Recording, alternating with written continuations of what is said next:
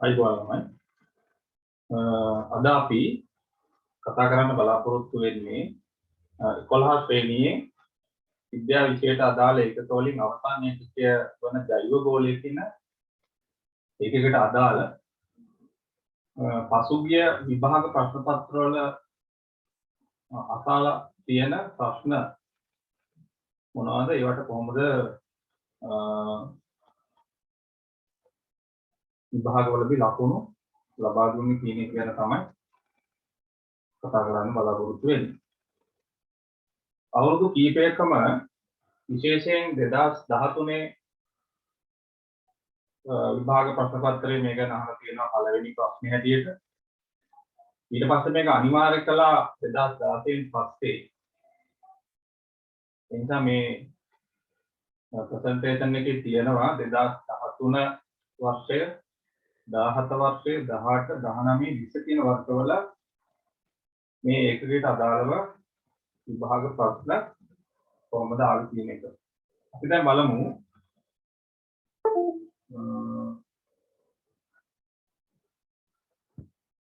2013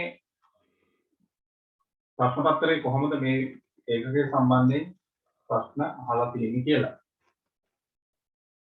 2013 දෙවන කොටසේ දෙවන ප්‍රශ්න පත්‍රයේ පළවෙනි නැත්නම් ඒ කොටසේ අපි දන්නවා ප්‍රශ්න හතරක් අනිවාර්ය ප්‍රශ්න හතරක් තියෙනවා. ඒ ප්‍රශ්න හතරට අනිවාර්යෙන් දීලා තියෙන ඉඩයි පිළිතුරු ලියන්න ඕන. ඒවට කියනවා ව්‍යුහගත රචනා ප්‍රශ්න කියලා. ඒ ව්‍යුහගත රචනා ප්‍රශ්න වල 2013 ප්‍රශ්න පත්‍රයේ පළවෙනි ප්‍රශ්නේ තමයි මේ රූපය ඔයගොල්ලන්ට බලන්න ලැබෙන්නේ.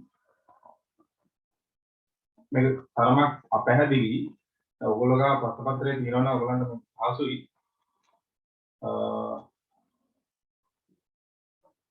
ප්‍රශ්න පත්‍රයේ දිහා බැලුවාම මේ රූපෙත් එක්ක සංසන්දනය කරාම ටිකක් පැහැදිලි වෙයි. යම් අඳුරු බවක් මේකේ තියෙනවා. ප්‍රශ්න පත්‍රයේ ළඟ තියාගෙන තමයි මේක ඔයගොල්ලෝ අධ්‍යයනය කරන්න ඕන. ඒක මෙන්න මෙහෙම කියනවා. වත්මන් ලොව මුහුණ පා ඇති ප්‍රධාන පාරිසරික අර්බුද තුනක රූපමය නිරූපණ පහත සතහනේ A B හා C වශයෙන් නම් කළ තිරස් තීරුවල මේ අතර නෙමෙයි තිරස් තීරුවල තමයි පෙන්නන්නේ. එතන මේ එක සංකීර්ණයක් මේ පෙන්නන්නේ. මේ අනික මේ තියෙන්නේ අනික් සංකීර්ණය. දැන් මේ පාරිසරික අර්බුද තුන මේ අතර තියෙනවා. තිරස් අතර. දැන් පළවෙනි මේ A කියන තීරුවේ පළවෙනි රූපේ පෙන්නනවා වසර 100කට පෙර පැවති තත්ත්වය. දැන් මේ රූප සටහන් හොඳින් අධ්‍යයනය කරන්නේ නැත්නම් අපිට පිළිතුරු හොයාගන්න අපහසු වෙනවා. අපි හොයන පිළිතුරු මාර්ක් ස්කීම් එකේ තියෙන පිළිතුරු හා සම්බන්ධ වෙන්නේ නැති වෙනවා. ඊට සමාන නොවුනොත් අපිට ලකුණු හම්බ වෙන්නේ නැහැ. ඒතර මම මේ අරන් තින්නේ ලකුණු දීමේ පටිපාටිය නැත්නම් මාර්ක් ස්කීම් එක. ඒකේ කොහොමද මේකට පිළිතුරු තිබුණේ කියන එක තමයි මේ පෙන්වන්න හදන්නේ. ඒතර පළවෙනි අවස්ථාව ගත්තාම ඔයගොල්ලන්ට පේනවා පෘථිවිය තියෙනවා වායු ගෝලය තියෙනවා කිරණ පෘථිවිය වෙතට එනවා. ඒක ගහලා දෙනවා UV කිරණ කියලා. UV කිරණ කියන්නේ පාරජම්බුල කිරණ කියලා අපි දන්නවා. මේ පාරජම්බුල කිරණ එන ප්‍රමාණය අඩුයි. මේකත් එක්ක සංසන්දනය කරනවා. මෙතන දැන් වර්තමාන තත්ත්වයේ වසර 100කට කලින් තිබිච්ච තත්ත්වෙ මේ තියෙන්නේ. ඒකදී අපිට පෙන්වනවා නිරූපණය කරනවා UV එන ප්‍රමාණය පෘථිවියට එන ප්‍රමාණය ළඟා වන ප්‍රමාණය අඩුයි. හැබැයි වර්තමානයේ කිරණ තුනකින් පෙන්වනවා. ඒ කියන්නේ මීට වඩා වැඩි කියනවා පෙන්වනවා. එතන වර්තමානයේ මොකක් හරි වෙලා තියෙනවා. වෙනසක් වෙලා තියෙනවා. බලමු මොකක්ද කියලා. B කොටසේ B කියන රූප දෙකට අදාළව උස කන්දක මෙතන තියෙනවා ග්ලැසියර් නැත්නම් හිම ටිකක් වැඩිපුර හිම වැස්ම තියෙනවා මෙතන. ඊට අදාළ අනෙක් රූප සටහනේ මේ හිම වැස්ම අඩු වෙලා. ඒ කියන්නේ හිම වැස්ම අඩු වෙලා කියන්නේ හිම දිය වෙලා ග්ලැසියර් දිය වෙලා කියන්නේ. දිය වෙලා ගිහලා තියෙනවා. C කියන තීරුවට අදාළව බැලුවොත් මෙතන වර්ෂාව වැටෙනවා. ජලයේ pH එකේ 5.5යි කියලා තියෙනවා. මේ රූපේ නැතිව මේක තියෙනවා බලන්න.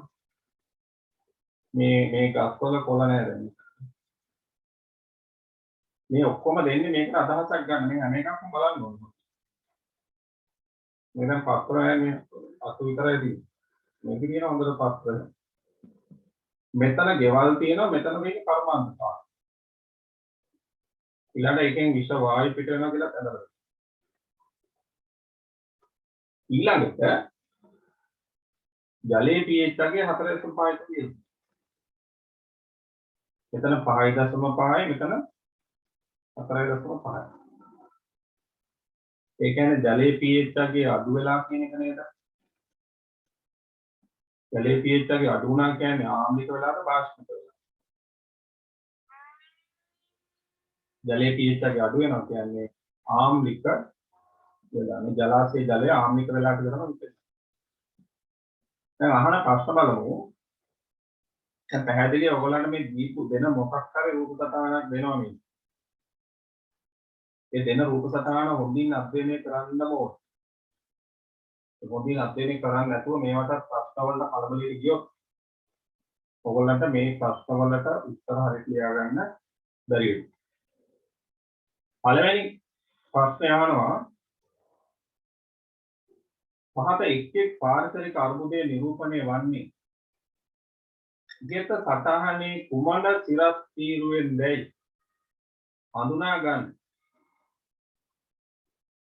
එම තීරුවට හිමි ඉංග්‍රීසි අක්ෂරය අදාළ අර්බුදයේ ඉදිරියෙන් දී ඇති ස්ථාන මත ලියන්න. ඒ අර්බුද තුන දීලා තියෙනවා මෙන්න මේක පෘථිවි ගෝලයේ උණුසුම් වීම. දැන් අපි හිතන්න ඕනේ පෘථිවි ගෝලයේ උණුසුම් වුණාම මොනවද අහිතකර ප්‍රතිඵල ලෙස වෙනවා කියලා ඉගෙන ගන්න කියලා දැන් මතක් කරගන්න ඕනේ. ඒකට අපිට මතක් වෙනවා පෘථිවි ගෝලයේ උණුසුම වුණාම නැත්නම් හරිතාගාර ආචරණය වැඩි වුණාම අපි කිව්වා වැවාසන්නේ තියෙන අයිස් දිය වෙලා ජලාශ වලට ඇවිල්ලා ජලාශ වල ජල මට්ටම ඉහළ යනවා කියලා. එහෙනම් අපිට සිද්ධ වෙනවා මෙන්න මේක තෝරගන්න. මොකද්ද? B කියන අකුර. පෘථිවි ගෝලයේ උණුසුම් වීම පෙන්වන්නේ B කියන තීරුව. ඊළඟට ඕසෝන් වියන ක්ෂය වීම. දැන් ඕසෝන් වියන කොහෙද තියෙන්නේ? ඒකේ මොකද්ද කරන්න කියලා මතක් වෙන්න ඕන. එතකොට අපි දන්නවා ඕසෝන් වියනෙන් කරන්නේ මේ UV කිරණ පෘථිවියට එන එක වළක්වන. UV කිරණ පාවිච්චි කරලා ඕසෝන් හැදෙනවා ඊළඟට හැදෙන ඕසෝන් ආයෙත් කැඩෙනවා කියලා මම මේ පාඩම ගන්නන අවස්ථාවේදී කියලා දුන්නා. ඒත් අපිට පැහැදිලිව ඒ උත්තරේ තෝරගන්න පුළුවන්. ඒක දැන් මේ වෙලා තියෙන්නේ මොකක්ද? වසර 100කට පෙර ඕසෝන් වියන හොඳින් තිබුණා. ඒ නිසා අපි UV ප්‍රමාණය අඩුයි. හැබැයි දැන් මේ ඕසෝන් වියන තුනී වෙලා UV එන ප්‍රමාණය වැඩි වෙලා තියෙනවා. එතකොට ඕසෝන් වියන ක්ෂය වීම කියන එකට අදාළ වන අක්ෂරය A. ඒක අපිට තියෙන මේ අක්ෂරය ලියන්න විතරයි. ඊළඟ අම්ල වැසි ඇතිවීම කියන එක ගත්තාම අම්ල වැසි ඇති වුණාම අපි දන්නවා ජලාශවල pH අගය ජලයේ pH අගය වැඩි වෙනවද අඩු වෙනවද? අඩු වෙනවා. ආම්ලික වෙනවා. වනාන්තර විනාශ වෙනවා. වටිනා ප්‍රතිමා නිර්මාණ විනාශ වෙනවා. එතකොට මෙතන එකක් පැහැදිලිව පෙන්නනවා මේ වනාන්තර විනාශ වෙලා තියෙනවා. ජලයේ pH අගය අඩු වෙලා තියෙනවා. ඒ නිසා C කියන එක අපිට පුළුවන් අම්ල වැසි ඇතිවීම කියලා හඳුනා ගන්න. ඒක පළවෙනි කොටසට පළවෙනි ප්‍රශ්නේ කොටස් තුනක් තියෙනවා ලකුණු තුනක් ලැබෙනවා.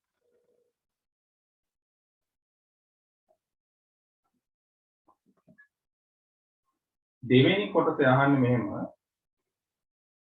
දැන් බලන්න මේවා කියවන්න දැන් මේක දැක්කම බය වෙනවා. වෙලා මදි කියලා හිතෙනවා. නේද? පොඩි කියවන්න ඕන. දැන් මේ පේපර් අමාරු කරන එක විදිහක් තමයි. කියවන තියෙන ප්‍රමාණය වැඩි කරනවා. පසුගිය වසර 10ක පමණ කාලය තුළ වසර 100ක පමණ කාලය තුළ සිදු කාර්මීකරණය හා නාගරීකරණයේ හේතුවෙන් කාබන් ඩයොක්සයිඩ්, සල්ෆර් ඩයොක්සයිඩ් හා ක්ලෝරෝෆ්ලෝරෝකාබන් යන වායු විශාල වශයෙන් වායු ගොලයට එකතු වී ඇත. එම වායු අතරින් A, B හා C තීරු මගින් නිරූපිත එක් අර්බුදය ඇති කිරීමට වැඩිපුරම දායක වන වායු හඳුනා ගනී. එක් තීරුවට හිමි ඉංග්‍රීසි අක්ෂරය ඉදිරියෙන් දී ඇති ස්ථාන මත අදාළ වායුව ලියන්න.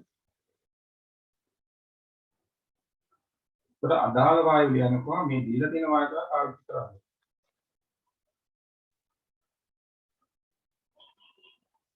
අපි දන්නේ වලිලා හරියන්නේ නැහැ. එම වායු අතරින් කියලා කියන්නේ ඔන්නව තමයි වරද්ද. දන්න ඔක්කොම කටපාඩම් කරගෙන යනවා. ඊට පස්සේ කියන ඉතේ දින එකක් ලියනවා. මොකද වායු කීපයක් මේකට කතා කරනවා නේද? මෙතන මේක තේරුම් ගත්තේ නැත්නම් එම වායු අතරින් කියලා කියන එක ඔළුවට ආවේ නැත්නම් ඕගොල්ලෝ වෙන වෙනම ලියනවා. එතකොට ලකුණු ලැබෙන්නේ නැහැ. ඒ කියන සංසිද්ධිය අපිට මතකයි. මොකක්ද ඒ කියන සංසිද්ධිය උනේ? ඕසෝන් වියන තුනී වෙලා UV කිරණ පෘථිවියට එන එක. එහෙනම් මෙන්න මේ වායු තුනෙන් එකට බලපාන්නේ කවුද? CH. නයිට්‍රජන් වල ඔක්සයිඩත් බලපානවා කියලා උගන්වන්නේ නැහැ. මෙතන ලියන්න බෑ. මෙතන ලියුවොත් වෙන්නේ ලකුණු ලැබෙන්නේ නැහැ. මොකද මෙන්න මෙතන කියනවා එම වායු අතරින් කියලා. දැන් ඔයාලා මම පැහැදිලි කරන්න හදන්නේ දැනගෙන හිටියම විභාගියන්න දැන් සිහියෙන් ඉන්න ඕනේ. මම දන්නවා හැමෝම විභාගයේ ලකුණු තියෙන එක. ඊළඟ B එක B තීරුවේ අපි දැක්කේ ග්ලැසියර් දිය වෙලා යනවා. ග්ලැසියර් දිය වෙනවා නම් අපි මතක් වෙනවා මොකද්ද? ගෝලීය උණුසුම ඉහළ යනවා. ඒතර ගෝලීය උණුසුම ඉහළ යන්නේ ඇයි? හරිතාගාර ආචරණය සිද්ධ වෙන නිසා. ඒ හරිතාගාර වායු ගොඩාක් අපි කතා කළා. ජලාංශුත් ඒකට අදාළයි. මීතේන්. නමුත් මෙතන දීලා තියෙන එක ලියන්න. ඒතකොට කාබන් ඩයොක්සයිඩ් කියන වායුව තමයි පිළිතුර හැටියට ලියන්න වෙන්නේ. දැන් මේ ඉලක්ක ගහලා තියෙන එකේ අදහස මේ දෙක කොහොම ලිව්වත් කවන්නේ නැහැ කියනවා. රූපේ ලියන්න පුළුවන් නැත්නම් නම ලියන්න පුළුවන්. C කියන එකේ අපි දැක්කා අම්ල වැසි ඇති වෙනවා. ඒතර අම්ල වැසි ඇති වෙන වායු දෙකක් අපි කතා කළා. සල්ෆර් ඩයොක්සයිඩ් කියන එකක්, නයිට්‍රජන් ඩයොක්සයිඩ් කියන්නේ අනිත් වායු. දැන් කාට හරි මතක් වෙනවා මේ උගන්වපු වායු දෙක. එයා මේ ගැන හිතන්නේ නැතුව මෙයා ලියන්නේ නැතුව නයිට්‍රජන් ඩයොක්සයිඩ් ලියන. දැන් ඔයගලන්ට පේනවද මාගේ ස්ක්‍රීන් එකේ එහෙම එකක් තියෙනවා කියලා? මාගේ ස්ක්‍රීන් එකේ නෑ නෑ ලකුණු නෑ. එක්ක සූත්‍රය ලියලා තියෙනවා එක්ක නම ලියලා තියෙනවා. ඒක සල්ෆර් ඩයොක්සයිඩ් විතරයි මෙතන ලියන්න පුළුවන්. තුන්වෙනි කොටසේ පහත එක්ක බලපෑම් ඇති කිරීමට සිදුවම සම්බන්ධ වන අරුමුදු නිරූපිත තීරුව හඳුනා ගන්න. එම තීරුවෙන් ඉංග්‍රීසි අක්ෂර ඉදිරියෙන් දී ඇති ස්ථාන මත ලියන්න. දැන් මේ අහන්නේ අර මේ සංසිද්ධි තුනෙන් ඇතිවන අහිත කරවලු. දැන් මේක අහනවා ඒකට හේතු. මුලින් අහනවා සංසිද්ධි තුන. ඒවා අපි ඉගෙනුවා පිළිවෙල මතක ඇති. ඒ විදිහට තමයි අහන්නේ. දැන් මේකේ මේකට හේතු වන වායුව මෙතන අහන්නේ ඒකම කියන ප්‍රතිපල. ජලාශවල මසුන් වඳ වී. දැන් කල්පනා කරනවා ජලාශවල මසුන් වඳ වීම අපිට ඕන නම් තරක කරලා ලියන්න පුළුවන් ඒකේ UV එනවනේ. ඔය UV ඔය ඒ දෙවන රූපේ UV එන්නේ බොහොම අඩුවෙන්. අපි හිතමු ඕකේ සම්පූර්ණයෙන් එනවා කියලා තිබුණා නම් මෙතන ඒත් ලියන්න ඕනේ. ඒ කියන්නේ UV ගොඩාක් ආවොත් ඔක්කොම මැරෙනවා. සත්තු දාක ඔක්කොම මැරෙනවා. ඒකයි රූපෙට අදාළව තමයි මේ කතා කරන්නේ. ඒකට ජලාශවල මසුන් වදවීම කියන සිද්ධ වෙන්නේ මොකක් නිසාද? ජලයේ pH එකේ වෙනස් වෙනවා. ජලයේ pH එකේ වෙනස් වෙන්නේ මොකක් නිසාද? අම්ල වැසි. ඒක අම්ල වැසි වලට අදාළ අක්ෂරය තමයි C. ඒ C අක්ෂරය තමයි ඉතන ලියන්න ඕන. ඊළඟ ඇසේ සුදහා හැමේ පිළිකා ඇතිවීම මේ පැහැදිලි ප්‍රසන්ටේෂන් එකේ කතා කළා.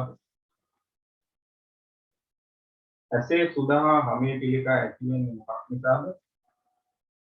පාර ජම්බුල කියන නිසා. ඒකට පාර ජම්බුල කියන එන අදාළ තීරුව තමයි මේ සංසිද්ධිය තමයි A. ඒතර A කියන අකුර තමයි එතන ලියන්නේ. සමහර දූපත් මුහුදු ජලයෙන් යට වී. ඒ කියන්නේ මුහුදු ජල මට්ටම ඉහළ යනවා. මුහුදු ජල මට්ටම ඉහළ යන්නේ ඇයි? ඝන ලෙස තියෙන ග්ලැසියර් දවාසන්නේ තියෙනවා දිය වෙලා මුහුදට එනවා. එහෙනම් ඒක ගෝලීය උණුසුම නිසා වන දෙයක්. නිසා B කියන අක්ෂරය තමයි එතන අපි සඳහන් කරන්නේ. හතරවෙනි කොටස යනවා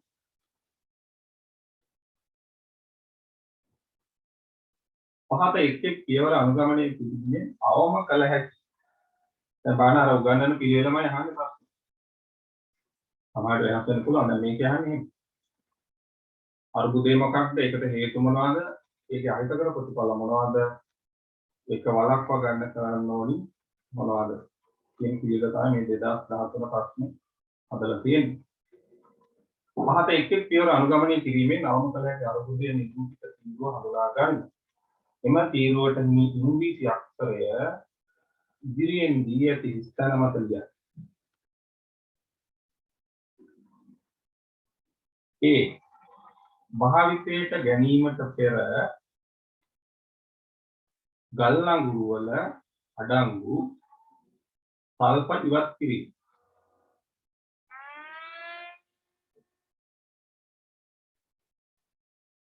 අපි දන්නවා ගල් ලඟුරු බලාගාරවල ගල් ලඟුරු දහනය වෙනකොට ගල් ලඟුරු පොළවෙන් ගන්න අපිට හොඳ ගල් ලඟුරු හම්බ වෙන්නේ අපද්‍රව්‍ය තියෙනවා. ඒ අපද්‍රව්‍ය වලින් සල්ප තියෙනවා.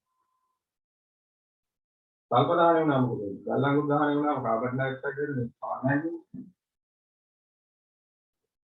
ඒක සාමාන්‍යයි කියන්නත් බෑ. ඒකෙන් මොකක්ද වෙන්නේ? ඒකෙන් හරිතාකාර ආචාර වෙනවා. සල්පත් තිබුණාම සල්ප ඩයොක්සයිඩ් හැදෙනවා. ඒ වර්ෂා ජලයේ දිය වෙලා සල්ෆියුරික් අම්ලය හැදෙනවා. අම්ල වැටි හැදෙනවා. එන අම්ල වැටි වලට අදාළ අක්ෂරය C. ඒ C එක තමයි එතන ලියන්න ඕන.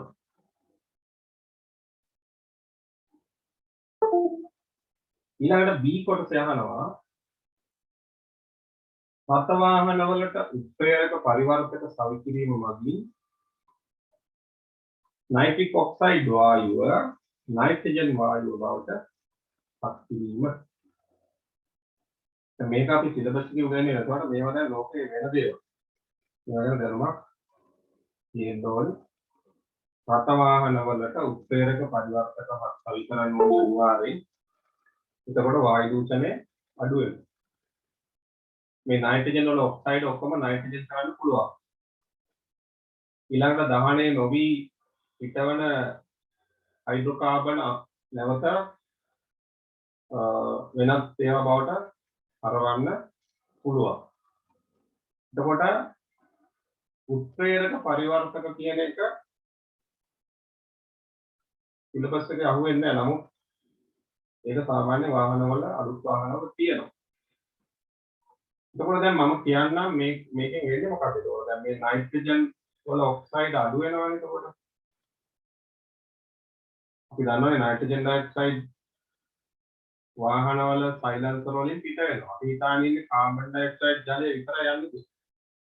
මේ දහනේ දිහා නේද කියලා හිතයි. මේ දහනේ පූර්ණ දහනයක් වුණොත් විතර එහෙම වෙන්නේ. නමුත් එන්ජින් වල නියම විදිහට ඒවා හදන්න නැති නිසා පූර්ණ දහනයක් වෙන්නේ නැහැ. කාබන් මොනොක්සයිඩ් යනවා. නයිට්‍රජන් වල ඔක්සයිඩ් යනවා. නොදැවුණු හයිඩ්‍රෝකාබන් අංශ යනවා. කාබන් ඩයොක්සයිඩ් යනවා. දැලි යනවා. කාබන් අංශ හැටියට යනවා. ඒ නිසා මේ උත්ප්‍රේරක පරිවර්තක ඉතා වැදගත්. ඒවත් සාවි කරනවා නම් අපිට මේ අර්බුද වළක්ව ගන්න පුළුවන්. එතකොට මෙතන නයිට්‍රජන් වල ඔක්සයිඩ් නයිට්‍රජන් අණුබවට පත් කරාම අපි දන්නවා මේ නයිට්‍රජන් වල ඔක්සයිඩ් ඕසෝන් වියන විනාශ කරන්න පාවිච්චි වෙනවා CH අණුවන්ගෙන්. ඒ නිසා මේකෙන් විදුවම අවම කරන්න පුළුවන් අර්බුදය තමයි ඒ. ඒ කියන්නේ ඕසෝන් වියන තුනී වීම කියන අර්බුදය වළක්ව ගන්න පුළුවන්. හැබැයි මේක තව එකකට පාවිච්චි කරන්න පුළුවන්. මොකද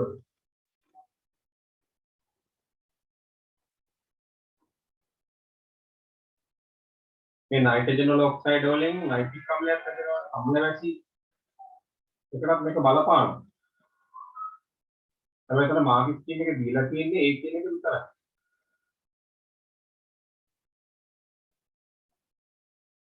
ඒකට හේතුව මොකක්ද? මෙන්න මෙතන ඒක අදාළ එකක් දීලා දෙනවා.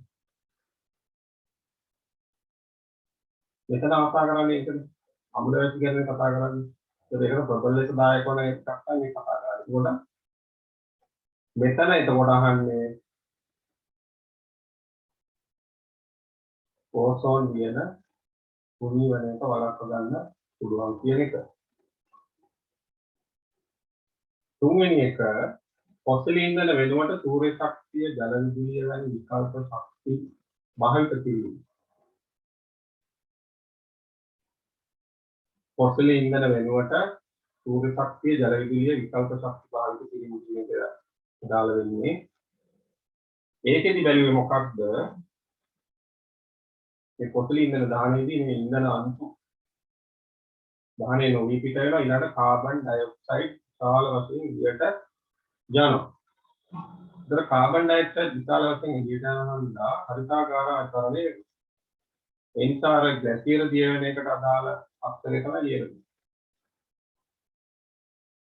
දවසන්නේ අයිස් වෙනවා. වොලියුම් තුන යන ක්‍රියාවලිය මම මේකෙන් පාලනය කරන්න පුළුවන් කියලා කියන්නේ.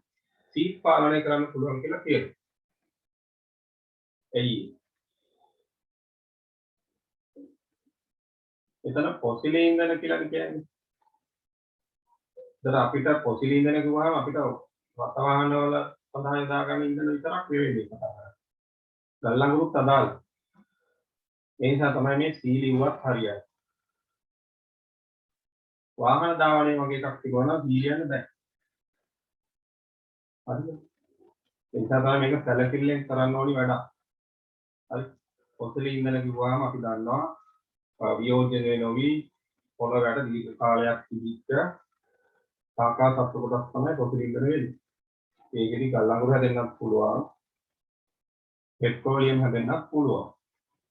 එතන මේ ෆොසිල් ඉන්ධන කියනහම තමයි මේක C කියන උත්තරේ හරියන්නේ. ඒක නැති වුණා නම් C ලියන්න බෑ. හරි. එතකොට B කියන එක තමයි පිළිතුර වෙන්නේ. හරි අපි බලමු ඊළඟට 2017 ප්‍රශ්න පත්‍රයේ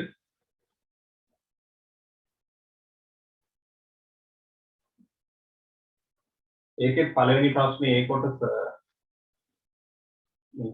කියන්නේ විභාග රචනා ප්‍රශ්න පත්‍රයේ පළවෙනි ප්‍රශ්නමයි එන්නේ මම කලින් කිව්වා ඔයගොල්ලන්ට. එතන අහන්නේ අර රෝග ගැන. මේ ගැන කතා කළා. මෑතකදී ශ්‍රී ලංකාව තුළ සිදු කෙරුණු සංගණනයක් මගින් රෝගාබාධ වලට ලක් වූ පුද්ගලයන් පිළිබඳව ලබාගත් තොරතුරු ඇසුරෙන් රෝග කීපයක් සලකා පහත ප්‍රස්තාරයේ අඳ ප්‍රස්තාරයක් කමින්නේ නැහැ මේක ගොඩක් කරා ප්‍රස්තාරය. මොකද අපි මේ දත්ත තොරතුරු හැටියට හදා ගන්න ඕනේ. එහෙනම් අපිට නැතුව නිගමන වලට එන්න බෑ. ඒ තමයි ප්‍රස්තාව අනිනවා කියන්නේ ඉතාල වැදගත්. දැන් අපිට ලොකු අදහසක් ගන්න පුළුවන්. නිකන් දත්ත ටිකක් තිබුණාට අපිට අදහසක් එන්නේ නැහැ. ඒක විද්‍යාවේදී දත්ත විශ්ලේෂණය කරන්න ඕනේ. මොනවා හරි ගැටලුවකට පිළියම් වෙනවා නම් මේක දත්ත අරගෙන ඒක විශ්ලේෂණය කරන්න ඕනේ. මොකද කළා තමයි අපි ඒවට විසඳුම් හොයන්නේ. ඒක රෝග සම්බන්ධයෙන් තමයි මේක දීලා තියෙන්නේ. ඊට කලින් මට පුළුවන් අර මම අමතකුණා දරුවනේ මොකක්ද අර ඔයගොල්ලන්ට අලුත් එකක් තියෙනවානේ මොකක්ද මේ උත්ප්‍රේරක පරිවර්තක ගැන පොඩ්ඩක් මම පැහැදිලි කිරීමක් කරන්න.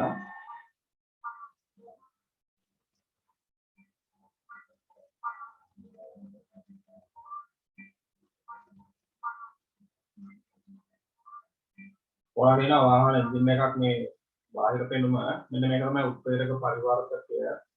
මේක සයිලන්සර් කියලා ඔයගොල්ලෝ දන්නවා සබ්ය අඩු කරන එකනේ.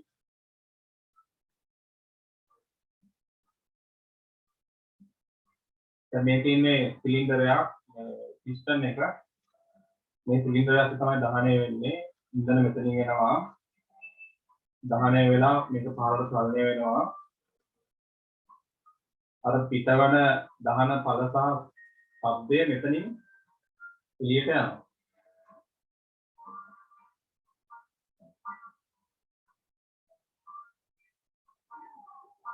මෙන්න මේක තමයි උත්ප්‍රේරක පරිවර්තකය.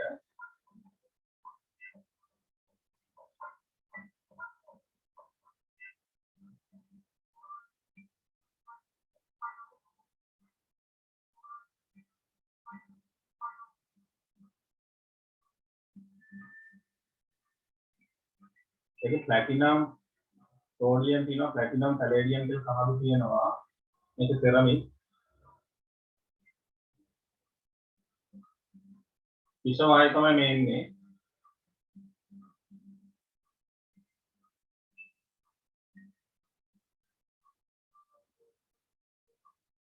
එතන දාන්න නයිට්‍රජන් වල ඔක්සයිඩ් මේ නයිට්‍රජන් ඩයොක්සයිඩ් එක කැඩෙනවා. කැඩිලා ඔක්සිජන් අණුකුයි මෙතන නයිට්‍රජන් පරමාණුවක් නිදහස් වෙනවානේ. ඒක ඒ වගේ දෙකක් කැඩුනොත් නයිට්‍රජන් අණුවක් හැදෙනවා. මේ තව අණුවක් වෙනවා. ඔක්සිජන් අණු දෙකයි නයිට්‍රජන් අණුව හැදෙනවා. දැන් මේවා හිත කරන්නේ. දැන් උත්ප්‍රේරක පරිවර්තකයක් හයි කරාම ඔක්සිජන් දෙක නයිට්‍රජන් ඔක්සිජන් මේවා සාමාන්‍ය වාතයේ තියෙනවා. දැන් මේවා නොකරන්නේ කියන එක ප්‍රශ්නේ. වංකායම දැකලා නැහැ තියෙනවා.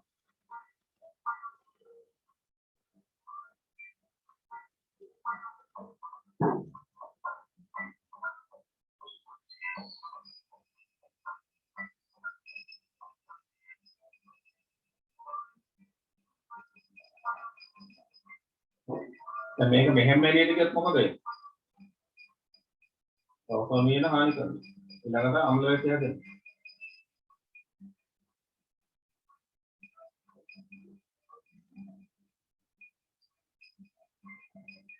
දෙවන කුටීරේදී කාබන් මොනොක්සයිඩ් තියෙනවද? හයිඩ්‍රෝකාබන් තියෙනවා, ඔක්සිජන් තියෙනවා.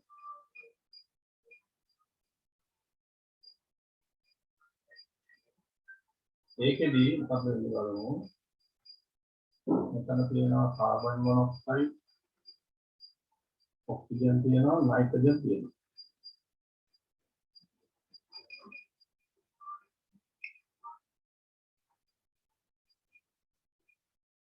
කාබන් මොනොක්සයිඩ් එක කාබන් ඩයොක්සයිඩ් එක. මේ නයිට්‍රජන් එක කලින් හැදුනේ නේද? පොඩ්ඩක් බලන්න. ඔන්න කාබන් මොනොක්සයිඩ් වෙනවා කාබන් ඩයොක්සයිඩ් වලින්. කාබන් ඩයොක්සයිඩ් වුණාට පස්සේ නේද මොනොක්සයිඩ් එක විතර. මේ මීතේන් අණුවකුත් වෙනවා හයිඩ්‍රෝකාබන් එකක්. එතන ජල අණුවක් හැදෙනවා. ජල අණු දෙකක් හැදෙනවා කාබන් ඩයොක්සයිඩ් වලින්.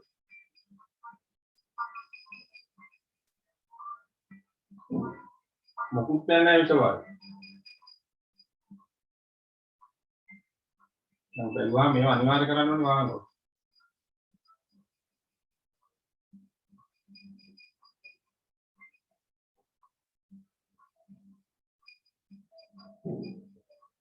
ඊළඟ ප්‍රශ්නේ ශබ්ද දූෂණය. ඒක නවත්තන්නම කියන්නේ.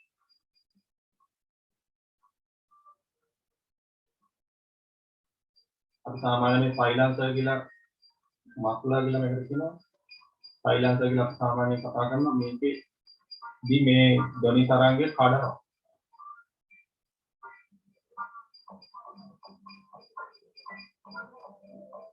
ඒක මේකට අදාළ නැහැ. නමුත් මම කියා දෙන්නම් මොකද ශබ්ද දූෂණය අපි ප්‍රශ්නයක් නිසා.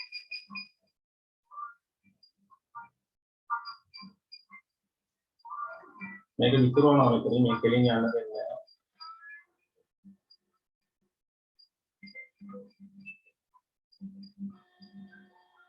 මේ කුටිය තුල වතුරෝනවා.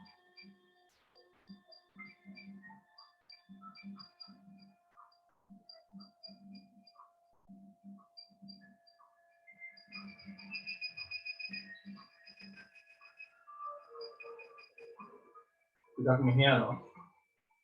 එතන පරාවර්තනයක් කරනවා.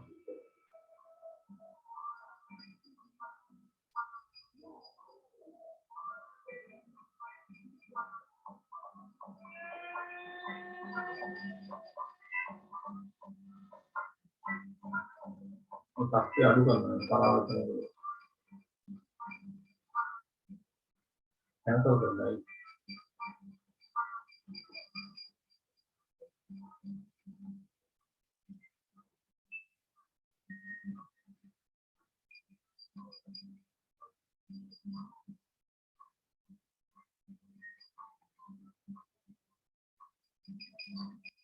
ආපහු මෙහෙ ගියලා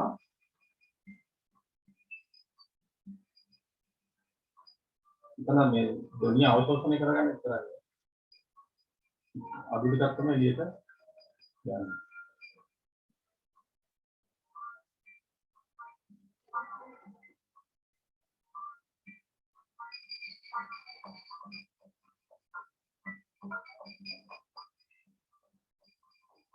දැන් බලන්න දූෂක නැති ධ්වනිය අඩු ධ්වනියක් තියෙන ටිකක් තමයි එළියට යන්නේ. මම දැකලා නැහැ තාම මෙහෙ තියෙනවා වාහන මේක ඇත්තටම හැම වාහනයකම තියෙන ඕනි එකක්. හරි මෙන්න මේ උත්පේරක පරිවර්තක කියන එක මම පැහැදිලි කරේ මම හිතන්නේ පැහැදිලි ඇති. මේ වායුව විතරක් නෙවෙයි වෙන වායුවක් කිහිපයක් කාබන් මොනොක්සයිඩ් එකක් කාබන් ඩයොක්සයිඩ් කරනවා. නොදැනු හයිඩ්‍රෝකාබන කඩලා හිතකර ද්‍රව්‍ය බවට පත් කළා තමයි එළියට යවන්නේ. ඉතින් මේවා මම දැකලා නැහැ මේක තියෙනවා අලුත් වාහන තියෙනවා ඇති. මම කියන්නේ හැම වාහනයකටම මේක හරි කරන්න ඕනි කියලා. අපි ඊළඟ ප්‍රශ්නේ බලමු ආයි 2017 ඒකෙදි මම කිව්වා මෑතකදී තමයි මේ හැදලා තියෙන දුරේට මෑතකදී ශ්‍රී ලංකාව තුළ සිදු කරන සංගණනයක් පරිදි රෝගාබාධ වලට ලක් වූ පුද්ගලයන් පිළිබඳව පැස් කරගත් තොරතුරු ඇතුළේ රෝග කීපයක් කලකා බලා පහත ප්‍රස්තාවය ඇඳ තිබෙනවා. ප්‍රස්තාවයේ දැක්වෙන රෝග සියල්ලම පොදුවේ කුමන රෝග වර්ගයකට අයත් වේද? මේ පාඩමේ අපි කතා කළා මේ ගැන. හෘදයාබාධ, අධිරුධිර පීඩන, ප්‍රෙෂර් කියන්නේ, ඇදුම, දියවැඩියාව, පිළිකා, නිදන්ගත වකුගඩු රෝග. මේවා එකක්වත් පුද්ගලයෙකුගෙන් තවත් පුද්ගලයෙකුට බෝ වෙන්නේ නැහැ. ඒ නිසා අපි කියනවා මොකක්ද උත්තරේ? බෝ නොවන රෝග. බෝ නොවන රෝග. ඊළඟ දෙක ප්‍රස්තාවයේ දැක්වෙන රෝග අතරින් වැඩිම පුද්ගලයන් සංඛ්‍යාවක් ලැබෙන්නේ කුමන රෝගයෙන්? මේවා හරි සරල ප්‍රශ්න. හැබැයි මේ ප්‍රස්තාව කියවන්න පුළුවන් ද කියන එක ප්‍රශ්න. මේකේ වැඩිම පුද්ගලයන් සංඛ්‍යාවක් ලැබෙනවා මේ සම්බ ප්‍රස්තාවයක් දෙන්නේ. ඒකේ උසම එකනේ හොයන්න ඕනේ. උසම එක තමයි මොකක්ද? අධිරුධිර පීඩන. උත්තර ප්‍රශ්නයේ මේ 10ක් ඉන්නවා. කවුද ගහනවා? මේ පාට කලක් නැති එක ගහනවා. මේකත් බලන්න ඕනේ. පාට කල දින එක පිළිවි. ඒක වැඩිපුරින් ගහන. ප්‍රස්තාවයට අනුව ගැහණුන්ට සාපේක්ෂව පිළිමිට රැඳීමේ වැඩි අවදානමක් ඇත්තේ. ගැහණුන්ට සාපේක්ෂව පිළිමිට රැඳීමේ වැඩි අවදානමක් කියන මොකක්ද කියලා අහන්නේ. එතකොට මේක බලාගෙන යන්න ඕනි. ගැහණු අයට වඩා වැඩියෙන් මේ පාට කරපු එක වෙලා තියෙන්නේ කොහෙද? එකක් හෘදයා බලන්න. මේක වැඩි මේ පිළින්නේ. ඒවනේ. මෙතනත් අඩුයි. නිදන්ගත වකුගඩු රෝගය. ඒක අපි කිව්වයි පාඩමේ. නිදන්ගත වකුගඩු රෝගය ගැහණු අයට වඩා පිළිමයන්ගේ වැඩි. දැන් බලන්න මෙන්න මෙහෙමත් වෙනවා. මේ වැඩේ මම මේක ගත්තෙත් ඒක තමයි. රෝග කීපයක් ලියා ඇති විට මුල් රෝග දෙක පමණක් කලකන. රෝග කොච්චර ලිව්වත් දන්නේ මුල දෙක හරි නැත්නම් ලකුණු හම්බ වෙන්නේ නැහැ. ඊළඟ අංක 4 ඒ කොටස අහනවා දිගුකල් පවත්නා කාබනික දූෂක හේතුවෙන් මිනිසුන්ට වැළඳීමට වැඩි ප්‍රවණතාවයක් ඇති රෝගයක් සස්තාරයේ සඳහන් රෝග අතරින් නම් කරන්නේ. ඒතර කාබනික දූෂක අර අසල දුෂිම කියලා අපි කතා කළා. උද්ද විසදායි වේගයෙන් උත්සාහ ප්‍රදේශයක් පුරා පැතිර යනවා. ජෛවික ප්‍රතික්‍රියා වෙනවා කියලා කතා කළා. ඒතර ඒකෙන් හැදෙන්න පුළුවන් රෝග විතර තියෙනවා මොනවද කියලා අහන්න. ඒතකොට පොතේ තියෙන පිළිතුරුත් එක්ක බැලුවොත් දැන් බලන්න පොතේ දීලා තියෙන්නේ මොකක්ද? උපතේදී ඇතිවන විකෘති, පිළිකා, බුද්ධිය හිණවීම, ප්‍රතිශක්තිය හා ප්‍රජනක පද්ධතිය වල ක්‍රියාකාරීත්වය දුර්වල වෙනවා පොතේ තියෙන්නේ. ඒකෝ එහෙම ගත්තොත් අපිට ගන්න තියෙන උත්තරේ පිළිකා කියන එක විතරයි. ඒක දීලා තියෙන එකෙන් ඒක විතරයි නේ. පිළිකා කියන එක විතරයි ගන්න වෙන්නේ. හැබැයි එතන ඔයගොල්ලන්ට මතක ඇති කසල දුෂිමේ ගොඩක් තියෙනවා උච්ච රසායනික ද්‍රව්‍ය. ඒ නිසා මෙන්න මේ රෝගේ මෙන්න මේකත් උත්තර හැටියට දීලා තිබුණා. පිළිකා දැන් බලන්න මුලටම තියෙන පිළිකා ඒක තමයි ගන්න තියෙන හරිම උත්තරේ. ඒ කවුරු හරි මේක මේවා දෙල තුනක් දෙන්න කියලා තමයි කියන්නේ. ඒවා නිශ්චිත නැහැ හැබැයි. ඇදුම නිදන්ගත වකුගඩු රෝග. අපේනවා ඉස්සෙල්ලාම තියෙන මොකද්ද? පිළිකා. හරි. ඉතින් මේවා වෙනස් වෙන්න පුළුවන් හරි. දැන් මේ දෙක නැතුණා ළමින්ට ලකුණු මේක නැත්නම් නෑ. නේද? දැන් මේ උත්තර තුනක් තියෙන එකේ වාසියක් තියෙනවා. කොහෙන් හරි આવුනේ. එහෙම නොවනවත්තක් තියෙනවා. ඊළඟට තියෙනවා දිගුකල් පවත්නා කාබනික දූෂක සතු විශේෂ ලක්ෂණ දෙකක් කියන්නේ. අපි කතා කළා මතක ඇති. ඉතා දිගු කාලයක් පරිසරයේ නොනැසී පැවතීම. මෙන්න මේ ඉලක්ක ගහලා තියෙන එක අලු කරලා තියෙනවා. ඒ කියන්නේ මේක අනිවාර්යයි. දැන් කවුරු හරි ලියනවා නම්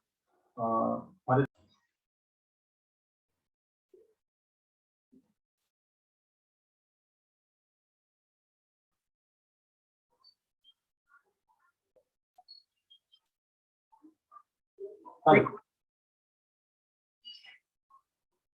කවුරුහරි ලියවනම් පරිසරයේ නොනැසී පැවතුන ලකුණු හම්බ වෙන්නේ මේ වචනේ අනිවාර්යයි.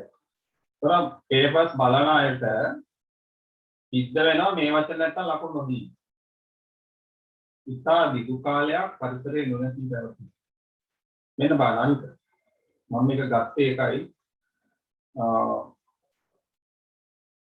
නොනැසී පැවතීම සාන්ද්‍රණය වීම වියෝජනයේ නොවීම. ටික එකක් මේ ඉඳලා තියෙන එක. ඒක අධික විසදායි වීම. දැන් කවුරු හරි ලියනවා විසදායි වීම.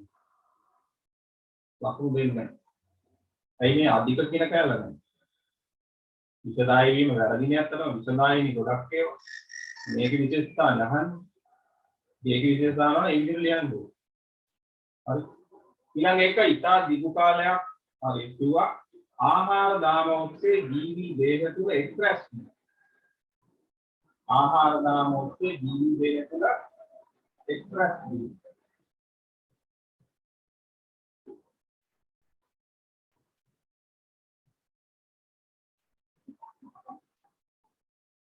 මේ ඉන්නහලදී මේ කොහොම මේක කියලා. ජෛව එක්ස්ප්‍රෙස් වීමට බාහිර නේ. මේක තමයි කියන්නේ. ජෛව එක්ස්ප්‍රෙස් වීමට බාහිර. ඒක එක්කෙනෙක් මෙහෙම ලියන්න පුළුවන් ඒක අවශ්‍ය තා විශාල ප්‍රදේශයක් පුරා පැතිරී. තා විශාල ප්‍රදේශයක් පුරා පැතිරී. එතකොට මේ අදහස් දෙකක් අහනවා. මේ අදහස් දෙක මේ කළු ඩොට් කියලා තියෙන්නේ. ඒක අදහසක් කියන තමයි මේ කළු ඩොට් එකකින් කියන්නේ. එතකොට ඉවෙන්ට් දෙකක් තියෙනවා කියලා බලන්න ඕන. පස්වෙනි කොටස නිදාංගත වකුගඩු රෝගය ඇතිවීමට හේතු වී සැලකෙන කුටි කර්මාන්තය හා සම්බන්ධ කරුණක් සඳහන් කරා. අපි මේක කතා කළා නිදාංගත වකුගඩු රෝගය කියන්නේ මේ වකුගඩුව කර්මන්නේ වෙනවනේ. එතකොට ඒක මේ අපේ අනුරාධපුරයේ පැත්තේ ගොවීන්ගෙන් වාර්තා වෙච්ච රෝගයක්. ඒකේ ඒ සමීක්ෂණේ හොයාගත්තේ මේ කුෂි රසායන ද්‍රව්‍ය එකට බලපෑමක් කියන එක. ඒතර කුෂි රසායන ද්‍රව්‍ය වල තියෙන බැරලෝහ එකට බලපෑම කියන එක තමයි කතා කරන්නේ. ඒකෝට ඒක දෙකක් හැටියට ලියන්න පුළුවන් මේ කුමිනාශක වල්නාශක පලිබෝධනාශක මේ ඉදිරියට මේ කොයි කාර්ය රසායනික පොහොර නැත්නම් කුෂි රසායන භාවිතය. දැන් කුෂි රසායන භාවිතය කියුවත් හරිය. රසායනික පොහොර භාවිතය කියුවත් දෙන්න පුළුවන්. මේක තමයි හරිය උත්තරය. ඊළඟ එක ඉතිරසායන මේක ඔක්කොමයි බැරලෝහ ආසනික් ඊයම් ඔය බැරලෝහ කියලා කියන්නත් පුළුවන්. බැරලෝහ පරිගත වෙයි. එහෙම නැත්නම් බැරලෝහයක් මොකක් හරි ලියලා කියන්නත් පුළුවන්. එතන මේ දෙකෙන් එකක් ලියලා තිබුණා ලකුණු එකක් හම්බ වෙනවා. බැරලෝහ පරිගත වෙනක ඔක්කොම හම්බ වෙනවා. ආකාරي බැරලෝහයක් පරිගත වෙන එක එකක්. මේ වෙනස් වෙන්න පුළුවන් හරි. හයවෙනි එක ජනතාව සමහර රෝග වලට ලක්ෂණ පාලනය කිරීම සඳහා වත්මන් ශ්‍රී ලංකාව තුළ ගෙන ඇති වත්මන් ශ්‍රී ලංකාව 2017 අවුරුදු වලට කියන්නේ. ගෙන ඇති එක් පියවරක් පහත දැක්කේ. මොකද දැන් ඕගොල්ලෝ දැනගෙන ඉන්න ඕනි මේ කාලය තුල වෙන සිද්ධි. ඔයාලට ඒක තමයි අහන්නේ. ඒ වර්ෂයට අදාළ පහුගිය වර්ෂයට අදාළව අහන්න. ඉතින් මේ වර්ෂයේ 2017 නේ.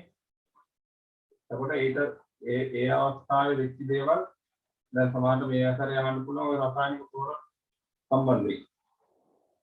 කුෂි රසායනික පොර, කොම්පෝස්ට් පොර, කාබනික පොර සම්බන්ධයෙන් අහන්න පුළුවන්. ඊළඟට අර නැව නිසා වෙච්ච දූෂණය සම්බන්ධයෙන් සාගරයේ ඒ ඇතිවෙච්ච දූෂණය ඒවා ගැන අහන්න පුළුවන්. ඒ කියන්නේ අවදීන් ඉන්න ඕනේ ඒ කාලය තුල වෙන්නේ මොනවද කියන්නේ. මෙන්න මේ වැඩි මොකක්ද? පැණිදීම සඳහා ඒවායේ අඩංගු සීනි ප්‍රමාණය දැක්කට වර්ණ සංකේත ක්‍රමයක් හඳුන්වා දීම. අපි දන්නවා අපි බීම බෝතලයක් ගත්තාම මේකේ මේ වර්ණ ඩොට් ටිකක් තියෙනවා. රතු, තැඹිලි, කොළ හරි. බලන්න නැහැ ඒක මොනවනේ ඔහේ. ඒක තියෙනවා සීනි මට්ටම. ඒ සීනි මට්ටම අපිට ඕනනම් වැඩි එක, අඩු මේක ඕනනම් පාවිච්චි කරන්න පුළුවන්. මේ වැඩි එක දුවොත් වෙන දේ දන්නවනේ. ඉතින් මොකද්ද මේකෙන් මේ පාලනය කරන්නේ? සීනි ප්‍රමාණය පාලනය කරනවා. ඒ සීනි ප්‍රමාණය පාලනය කරන්නේ මොන රෝගෙද? ඔව් අපි ඒක දන්නවා බොහෝ විට සීනි වැඩි කරන කන්න පාලනය කරනවා. දිය වැඩි ආව උදිරේ ග්ලූකෝස් මට්ටම වැඩි වෙන එකනේ. දිය වැඩි ආව. එතකොට මෙන්න මේක වළක්වන්න තමයි දැන් අපිට මේ අපේ ලංකාව දිනු කරන්න බැරි නෑ එකක් තැනින් මෙන්න මේ ඔය බෝනවන රෝග ටික ලංකාවේ මේක ඔක්කොට වගේ තියෙනවා. ඒක වැඩි හිටිය ඔක්කොම ලෙඩ්ඩු. ඒගොල්ලන්ට බෙහෙත් ටික දෙනකොටම දල දෙකේ ඉස්පයිත් ඉවර වෙනවා. එතකොට දැන් සෞඛ්‍ය වෙනුවෙන් විශාල වියදමක් කරන්න වෙලා මේ ලෙඩ ටික. මේ ලෙඩ හදාගන්න ඉන්නේ අපිමයි. එහෙනම් තමයි මේ පාඩම අනිවාර්ය කරලා මේක හැම විභාගයකම අහන්න. මොකද මේ අධ්‍යාපනයෙන් තොරව රටක් සම්බන්ධනය කරන්න බෑ මොන පාඩවත්. මේ අධ්‍යාපනයෙන් මිනිසු ලබා ගන්න දැනුම පුරුදු ආකල්ප හොඳ වුණොත් විතරයි රටක් සංවර්ධනය කරන්න පුළුවන් වෙන්නේ. ඒ නිසා මේ පැණිදීම් සඳහා මේ සීනි ප්‍රමාණය දැක්වෙන වර්ණ කීපය නිසා පාලනය වෙන්නේ මොකක්ද? දිය වැඩියාව කියන රෝගය.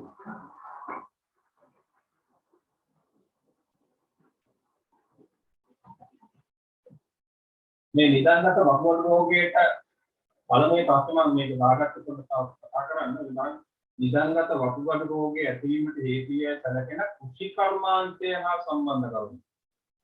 දැන් කවුරු හරි මෙන්න මේ ටික පාඩම් කරන් යනවා ඔක්කොම අට පාඩම් කරලා. ඊළඟ මේ මොකක් හරි ලියන්න. දැන් එතන විශේෂ කරලා නෑවන්නේ. එතකොට මෙතන තියෙන ඒවා කුෂිකර්මාන්තය හා සම්බන්ධය මොනවද? මෙන්න මේ ටික විතරයි. දැන් පැහැදිලි නේද මේ හොඳ සිහියෙන් ඉන්න ඕනේ කියලා. දැන් මේක ලියනවා කවුරුද? මේක අදාළ වෙන්නේ නැහැ. කුෂිකර්මාන්තය සම්බන්ධය නම් ක්ලෝරයිඩ් සහිත ජලයේ පානය කිරීම, අධික විජලනයෙන්, පාලනයකින් තොර ඖෂධ භාවිතයෙන්, මත්පැන් පානයෙන් නිකුත් කරවි. අයි අහන්නේ නේද? අහන්නේ කුෂිකර්මාන්තය සම්බන්ධයි. එහෙනම් මේ ප්‍රශ්නේ හතර සැරයක්වත් කියවලු උත්තර කියලා වැඩක් වෙන්නේ නැහැ. ඊළඟ එක අත පිළිකා ඇතිවීම සඳහා හේතු වේ හැකි අයහපත් ජීවන චර්යා දෙකක්. සාමාන්‍යයෙන් හිතලා ලියන්න පුළුවන් අපි දන්නවා දැන් මේ ගැන ලංකාවේ දැන් වැඩිපුර කතා බහ වෙනවා මොකද මේක විශාල ගැටලුවක්. ආහන දැන මොකක් හරි පිළිකාවක් ගැන තමයි කියන්නේ. අපේක්ෂා රෝහල ගැන තියෙනවා ඒක පොඩ්ඩක් එන්න වැඩි වෙනවා. ඒ වැඩි වෙනවා කියන්නේ සංවර්ධනයක්ද අපේ අවසානය. හරි. එතකොට දැන් මේවා මේ දැනුවත් නොකරන නිසා අධ්‍යාපනයක් නොමැති නිසා වෙන දේවල් තමයි මේ වෙන්නේ. බලන්න පිළිකා හැදෙන්න පුළුවන් ක්‍රම. දුම් බීම. සිගරට් හරි එක ඒවා තියෙනවා. බුලත් පිට කෑම. බුලත් පිට කෑම ගමන් සමහර කනවා දුකට. සමහරලාට ඒක දුකටම කටේ තියාගෙන මුඛය තුල තියාගෙන ඒක තමයි ගොඩක් වෙලාවට බලපාන දුම්කොළ භාවිතය බුලත් පිට කෑම දුම්කොළ භාවිතය ඒ කියන්නේ දුම්කොළ නිකන් දුම්කොළ කට කියන්නේ නැති මේකත් දැන් වැඩි කෘත්‍රිම රසකාරක වර්ණකේතු ආහාර ගන්න ඒක තමයි ආස ජීව පිනවල ලෙඩ වෙනවා වර්ණක අපි බීම එකක් බොන්න ගියත් පාට එක තමයි බලන්නේ. ලස්සන පාට ඇහැ පිනවනවා මේකෙන් දිව පිනවනවා. දෙකම ඉවරයි. එතකොට මේවා අවබෝධයක් තියෙන අය මේවට පහළ වෙන්නේ නැහැ. මත්ද්‍රව්‍ය භාවිතය. මම දන්නේ ලංකාවේ මොන තරම් මත්ද්‍රව්‍ය වර්ග තියෙනවද කියලා. ඒවා අත්අඩංගුවට ගන්න ප්‍රමාණයට වැඩි ඒ භාවිතයත් මමයි මොනවා වෙලාවද දන්නේ. සමහරවිට හිතනවා දැන් හෙරොයින් එහෙම ගේනවා පාම් පිටි අර ගේනවා වගේ ගෝණි කවරවල වගේ ගේනවා. මේවා කොච්චර ඒවා පොඩ්ඩයි මේක ගන්න. කොහොම කොච්චර මේවා මොන වෙනවද කියලා හිතා ගන්න බෑ. ඒක මද්ද්‍රව්‍ය සහ මධ්‍යසාර කියලා දෙකක්. මේ මධ්‍යසාර කිය වෙනම මද්ද්‍රව්‍යයක් තියෙනවා. වෙනම මද්ද්‍රව්‍ය වැඩිට වෙන වෙන දේවලුත් තියෙනවා ගොඩක්. ඒක ජාවාරමක් හැටියට ලංකාව හරහා වෙනවා. ඒ නිසා අපිට ලොකු තර්ජනයක් තියෙනවා. මේක මධ්‍යස්ථානයක් හැටියට කරගෙන තමයි මේගොල්ලෝ දැන් අර වගේ ලොකු පාර්සල් හම්බ වෙන්න විදිහක් නැහැ. මේක අතරමැදි මධ්‍යස්ථානයක් හැටියට මේක පාවිච්චි කරනවා කියලා හිතෙන්නේ. මන්තර භාවිතයත් එමය එන්න වැඩි වෙනවක් මේවා අඩු වෙන්නේ නැහැ. ඊළඟට රැකියාව අවස්ථාවල අපි මොනවා හරි කරන අවස්ථාවල මොහරි රැකියාවක් කරන වෙලාවෙදී සමහර වෙලාවට දූෂිත පරිසරයක සමාජයට කරන්න වෙනවා. ඒකට එතෙන්දී අදාළ ආරක්ෂණ ක්‍රම පිළිපදින්නේ නැහැ මිනිස්සු. අපි හිතමුකෝ ගල් පොරේක වැඩ කරන මිනිස්සෙක් නැත්නම් ඇස්බෙස්ටෝස් කර්මාන්තශාලාවක ඉන්න මිනිස්සෙක් කාර්යක්ෂම මුඛාවරණයක් නිවැරදි ලෙස කළදගෙන ඉන්නවා. ඒ නිසා තමයි මේවා අදාළ හැදෙන්නේ. ඒක මම එක අවස්ථාවක දැක්ක දැන් මේ වගේ මේ රත්නපුර ඒ අධිවේගී මාර්ගයේ හදන අවස්ථාවක ඒ පාරේ තියෙන දූවිලි අයින් කරන්න අර අධික පීඩනයක් සහිතව වාතයේ විදින මැෂින් එකක් ෆැක්ටරි එක අයි කරගෙන යනවා දෙන්නේ. ඒ ලංකාවේ දෙන්නේ තමයි යන්නේ. ඒක බලාගන්න ඉන්නේ කොරියන් හරි චීන හරි එක්කේ. දැන් බලාගෙන ඉන්න එක හරියට කරනවාද කියලා. ඒ කොරියන් හෝ චීන ඒ පුද්ගලයා මුළු ඇඟම වහගෙන හිටියේ. එයා හොඳ ඩෙනිමක් ඇඳලා උඩින් ආරක්ෂිත කබායකුත් දාලා හෙල්මට් එකක් සහ මොනවද මේ ඇස්තාවරණයක් සහ මුඛාවරණයක් මේ සියල්ල පළදගෙන හිටියේ. එයා වැඩක් කළේ නැහැ. අත්තාවරණ තමයි දාලා දුන්නා. හොඳ බූට් දාලා සම්පූර්ණයෙන් ආවරණය වෙලා හිටියේ. එයා කලේ මේ පැත්තට ඉඳන් බලන එක විතරයි. ඒ බලන කෙනා එහෙම ඉද්දී අපේ සිංහල දෙන්නේ සිංහල ජාතිකයෝ දෙන්නේ තමයි මේ එක්කෙනෙක් ෆැක්ටරේ ඒ ලෝගෝ යනවා අනිත් කෙනා අර බටේ අල්ලනවා පාර. මුළු පළාතම දුමෙන් වැහෙනවා. ඒ මිනිස්සු දෙන්න සම්පූර්ණයෙන් සුදු වෙලා අර දූවිලි වැඩි. ඉසකෙස්සෙම සම්පූර්ණයෙන්ම සුදුයි. එතකොට ඒ දෙන්නෙන් කවුරුවත් මේ මුඛාවරණ කරනගෙන හිටියේ නැහැ. අඩුම තරමේ රබර් සෙල්කු දෙකක් හරි මොකක් කරනවා ඉතින් රූප් එකක් තිබුණේ නැහැ. ඒක බලන්න ඒ සංවර්ධන ක්‍රියාවලියේදී අපි ණය අරන් කරපු සංවර්ධනයේදී ඒක බලාගත්තේ ඒගොල්ලෝමයි. ඒක ඒගොල්ලන්ට ඒකෙන් භාගයක් විතර ගියාය වැඩ බලන්න. ඒ අපි හොරකම් නිසා වැඩ බලන්න ඕනේ. ඒ ණය ටික අපිට දුන්නාම ණය ටික අපි සොරා කරන නිසා තමයි ඒගොල්ලෝ බැලුවා මේ ණය දින බලනවා කොයිතරම් පහක් මට්ටමකට අපි ඉන්න බලන්න. ඒ වැඩ අපිට ණයට දීපු සල්ලි නිවැරදිව අවභාවිත නොකරනවාද කියලා බලන්නත් ඒගොල්ලෝ වෙන්නේ. හරි. ඊළඟ එක තමයි ඒ සංවර්ධන ක්‍රියාවලියේදී ඒ සඳහා කාර්යතා කරපු මිනිස්සු. ඔයගොල්ලෝ හිතන්නේ අද වෙනකොට මොන තත්ත්වයකද? සියලු දෙනා මම හිතන්නේ රෝගී වෙලා සමහර වෙලාවට මිය ගිහිල්ලා ඇති.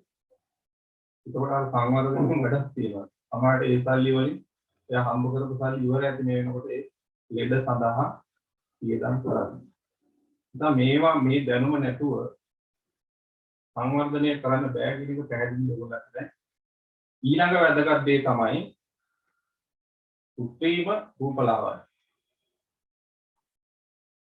මේකත් බරපතල ගැටලුවක් වෙලා තියෙනවා. කර්ම පිළිකා වගේ දේවල් මේ අසාර්ථකතාව හැදෙනවා. මේවත් අර නැවේ ගොඩාක් තිබුණා. දැන් බලන්න නැවක් එනවා මේ කන්ටේනරයක් එනවා කොහොමද හිතන්නකෝ කිලෝ කීයද? ඒ ඔක්කොම මුහුදේ තමයි ඇති. එතකොට මේ කෘතිම රූපලාවන්‍ය ද්‍රව්‍ය පොඩක් ඒවා බැරලෝ. සුදු වෙනවා නම් අනිවාර්යෙන් බැරලෝ තියෙනවා. මොකක්ද තියෙන්නේ? හරි. දැන් මොනතරි උඩට ගියාම මොහොතේ මාළු මත්ස්‍ය ඔයගොල්ලන්ට යනවා. අය අපි ඒවා ආපහු අපිට. හරි ඒවා බැරලෝ. ඊළඟ ඉන්ජෙක්ෂන් තියෙනවා සුදු වෙන්නේ. ඒවා ඔක්කොම පිළිකා කාරක. ඉන්ජෙක්ෂන් එකක් ගන්න සුදු වෙන්න පුළුවන්. කොහොමද සුදු වෙන්නේ? ඉන්ජෙක්ෂන් එකේ තියෙන රසායනික ද්‍රව්‍යයට අපේ මෙලනින් ක්‍රයිල මෙලනින් විනාශ වෙලා යනවා. මෙලනින් හැදෙන්නේ නැතුව යනවා. ඒතර මෙලනින් අපේ ඇඟේ තියෙන මොකටද? සූර්ය විකිරණ වලින් ආරක්ෂා වෙනවා. ඒ සූර්ය විකිරණයෙන් ආරක්ෂා වෙන්න දෙන්නේ නැහැ. ඒතකොට එයාගේ සමේ පිළිකා හැදි වෙන්න පුළුවන්. ඒ නිසා මේවා ගැන අවබෝධය විභාගයට පමණක් නිවා විත් එකක් නෙවෙයි. ඒතර ඉස්කෝලේ මේ විෂය මාලා හදන්නේ විභාගය සඳහාම නෙවෙයි. මේ රට දිනු කරන්න බෑ මේ දැනුම නැතුව. ඒ නිසා තමයි ඉස්කෝලේ උගන්වන්නේ කියලා. විභාග පාස් කරන එක එකක්. ඊළඟ කොටසේ මේක ලකුණු දෙකයි දෙන්නේ. හරිය දෙකක් නේ අහන්නේ. උදා කියන්න පුළුවන්.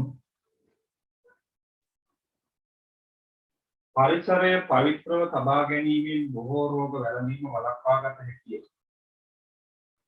පරිසර දූෂණය සඳහා හේතු විය හැකි පාසල් පරිසරයේදී හමුවන ද්‍රව්‍ය කීපයක් පාක දී ඇත. කැඩුණු පරීක්ෂා නල, ප්ලාස්ටික් බෝතල්, බැටරි, පෑන් වට, ප්‍රතිදීපන පහන්, ටියුබ්ලයිට් කියලා කියන්නේ, ලියුම් කවර, පෙරහන් කඩදාසි. අපද්‍රව්‍ය කළමනාකරණයේ පහසු වන පරිදි ඉහත සඳහන් ද්‍රව්‍ය බැහැර කිරීම සඳහා ඒවා සුදුසු නිර්ණායක පදනම් කරගෙන ආණ්ඩ 4කට වර්ග කරන්න කියලා කියනවා. දැන් අපද්‍රව්‍ය කළමනාකරණයේදී මම කියා දුන්න ක්‍රම දෙකක්. එකක් තමයි දිරල නොදිරල කියලා අපි සාමාන්‍ය කරන එක. ඒක වැඩක් නැහැ කියලා කිව්වා.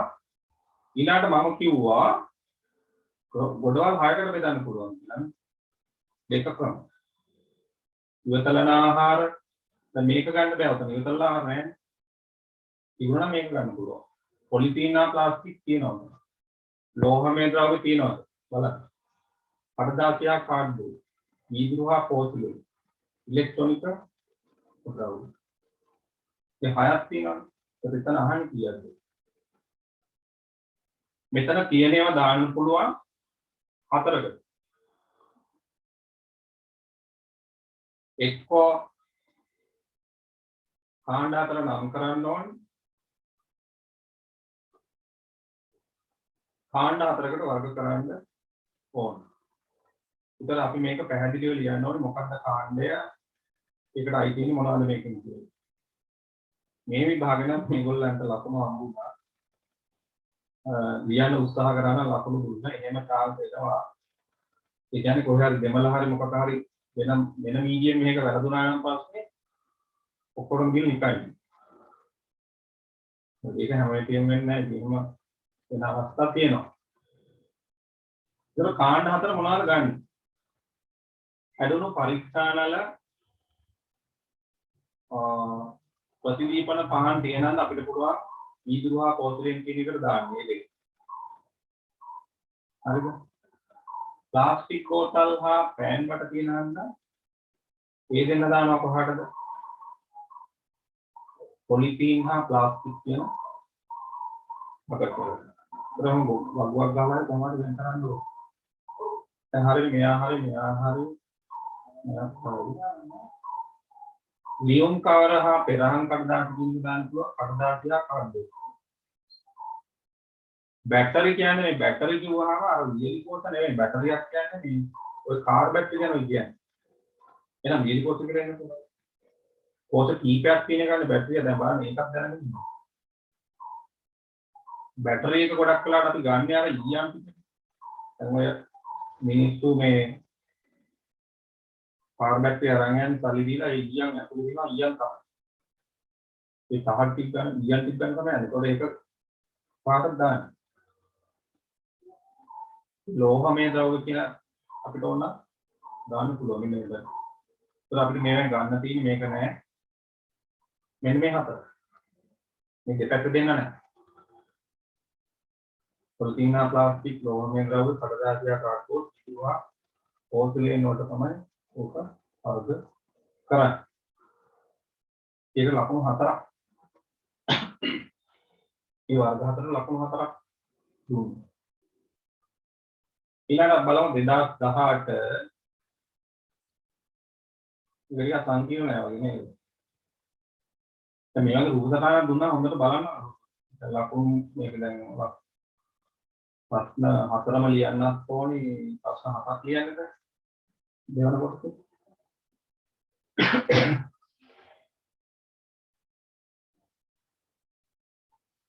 පහත පළවන රූපයේ දක්වා ඇත්තේ ජනාවාස ප්‍රදේශයකට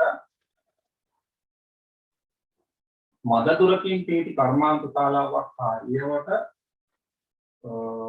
දර්ශනයේ කර්මාන්ත ශාලාව ආරම්භ වසර කිහිපයකට පසු ප්‍රදේශයේ පරිසර ගැටලු ඇති විය. ඒ කියන්නේ මොකද කළා තියෙන්නේ මේගොල්ලෝ? ඉරසාල සංවර්ධනයක් නෙවෙයි කරන්නේ. පරිසර කළමනාකරණයක් නෙවෙයි සැලසුම් කරන්නේ නැහැ කලින්. දැන් බලන්න මේක තියෙනවා. විදුලි පහන් තියෙනවා, මෙතන කතල ගොඩක් තියෙනවා. මෙතන අධික ශබ්දය හදන යන්ත්‍ර තියෙනවා. අපවායුව පිට වෙනවා. මෙතන සිසිලන පද්ධතියක් තියෙනවා. ඒ කියන්නේ මේකේ හැදෙන තාපය එළියට අරන් ජලය හරහා සිසිල් කරනවා. හරි. ඒ ජලයත් මෙතනින් එනවා. අපජලය. ඒතකොට මේවත් වෙනවා. මේක අපිට තියෙන කපලාරේ මොනවද කියනවා? දරලෝහරෙන් මොන රසායන වලද මේවත් වෙනවා. අපජලය. අපවායුව අපජලය. මෙතන තියෙනවා කාබනික වගාවක්. ජල ටැංකියක් තියෙනවා. ගෙවල් කීපයක් මේ හරිය තියෙනවා. මෙතන නිවස මෙතන සතුන් නැති කරන ස්ථානිකුත් තියෙනවා. ඉඳ තියෙනවා මෙතන. හරි. එහෙම ජල පාරක් ගලාගෙන යනවා. රූපයේ දැක්වෙන ආකාරයට කර්මාන්තශාලා වාසිත ශක්ති හානිය සිදුවන අවස්ථා දෙකක් සඳහන් කරන්න. හරි. දැන් මේක දිවා කාලයේ කියලා තමයි හිතන්නේ. කොහොමද දිවා කාලේ කියලා? බාන්න වෙන ගැටලු. මෙන්න ඉර පායගෙන යනවා. මේ විදිහට ඉර පායන සාමාන්‍ය 6 7 වගේ වෙලා මේ මොන දිවා කාලේ. දැන් පේනවනේ මේ ඉරත් තෝන. නිකම් මේකේ මොකුත් අඳින්නේ නැහැ සාමාන්‍ය. හරි. මේ තත් වලට අදාළව තමයි අඳින්නේ ගොඩක් කාල පොඩි පොඩි වදිනවා. ඉතින් දැන් මෙතන මේ දැල් වෙන විදුලි පහන් මගේ මෙතන බල්බ් එකක් දැල් වෙනවා. බල්බ් දෙක දැල් වෙන විදියක් නැහැ නේද? දවල් කාලේ දිවා කාලේ යන්නේ. අය යහනේ ශක්ති හානිය සිදුවන ආකාරය. එන ශක්ති හානියක් වෙනවා. අනවශ්‍ය වේලාවෙදී විදුලි උපකරණ දාගන්න. ඊළඟ අධික ශබ්දය යන්ත්‍රයකින් ශබ්දය නිකුත් වෙනවා කියන්නේ ඒකේ කාර්යක්ෂමතාවය අඩුයි. අපි යොදන ඉන්ධනවල ශක්තිය තමයි ශබ්දය ලෙසත් යන්නේ. එහෙනම් තරම් ශක්තිය හානියක්. ඊළඟ මෙතනින් අධික තාපයක් එළියට යනවා. දැන් සිසිල් කරන අධික තාපයක් එළියට දානවා කියන්නේ ඒ තාපය කොහෙන්ද ඇතුළේ? ඉන්ධනවල. ඒක වැඩකට ගන්න එක. දැන් මේක නිකන් නෙමෙයි යන්නේ. මොන එතනින් යනවා. අනවශ්‍ය ලෙස ඉන්ධන දහනයමයි. ඉන්ධන දහනයමයි. ඒක අපිට මෙතන බලන්න බෑ. ඒක අපි හිතලා කියන එකක් නෙවෙයි. ශක්ති හානිය සිදුවන අවස්ථා දෙකක් තමයි මම මේක නම් පිළිගන්නේ. මෙන්න මේ තුන. මේක අපිට පෙන්වන්නේ නැහැ. දැන් පෙන්නන තරම් ඒ අනවශ්‍ය ලෙස ඉන්ධන දහනය වෙනවා කියලා අපිට කියන්නේ දැන් කර්මාන්තශාලා වැඩද අපි දන්නේ. නේද? කර්මාන්තශාලා වැඩ කරනවා නම් අනවශ්‍ය ලෙස ඉන්ධන දහනය වෙනවා කියලා කියන්නේ. මේ වෙලාවේ කර්මාන්තශාලා වැඩ කරනවා නම් අපි දන්නේ. නමුත් මේක ආවා පැහැදිලිව අපිට උත්තර තුනක් කියන්න පුළුවන්. හරි ඒ තුනේ දෙකයි නෝ. ඉන්ධන දහනය මගින් කියලා කියනවා. ඒතකොට ඉන්ධන දහනය මගින් ශක්තිහානිය සිදු වෙන අවස්ථා මෙතන කියනවානේ. ඉන්ධන දහනය කර කර්මාන්තශාලාවක් කරන්න බෑ. හරි. එහෙනම් කියලා තියෙනවා මෙන්න මෙච්චර ඉන්ධන පාන මෙච්චර තමයි බොරුද ගන්න කියලා. හැබැයි මෙතන මෙතන අපි කිව්වනේ මේ සබ්බේල දානවා මෙතන ආපේලට යනවා. මෙම කර්මාන්ත ශාලාව හේතුවෙන් පැනනගිය හැකි පරිසර දූෂණයට ඉවහල් වන ගැටලු දෙකක් කියන්න. කසල ගොඩගසා තිබීම. තමයි කසල වලින් මොනවද වෙන්නේ? වසංගත රෝග හැදෙනවා, පැර රෝග පරිසරයට තියෙනවා. ජෛව විවිධත්වයට හානි වෙනවා. ඒ කසල ආහාරයට ගන්න පස්තු හැදෙන්න පුළුවන්. දිය පහරට අපජලය එකතු වී අපජලය මේවා මේ අධික ලෙසකින් වරහන් කරලා තියෙන ඒක යම් අධික ලෙසකින් හොඳයි ලියන්නේ. ඒතර බැලුවේ නැහැ කියන්නේ. ඒක අනිවාර්යෙන් නැහැ කියන්නේ. වායු ගෝලයට අපවායු එකතු වී ඒක පේනවා නලෙන් උඩට යනවා. අපවායු කියන්නේ දූෂිත වායු. අධික ශබ්දය මෙන්න මේකට දුන්නේ ශබ්ද දූෂණය කියලාට දුන්නේ. අධික ශබ්දය. පරිසරයට තාපය එකතු වී අධික ලෙස අනිවාර්ය නැහැ. එහෙනම් තාප දූෂණය කපලා දෙන්න. වායු දූෂණය කපලා දෙන්න. ජල දූෂණය කපලා දෙන්න. එහෙම ලියුවට නැහැ.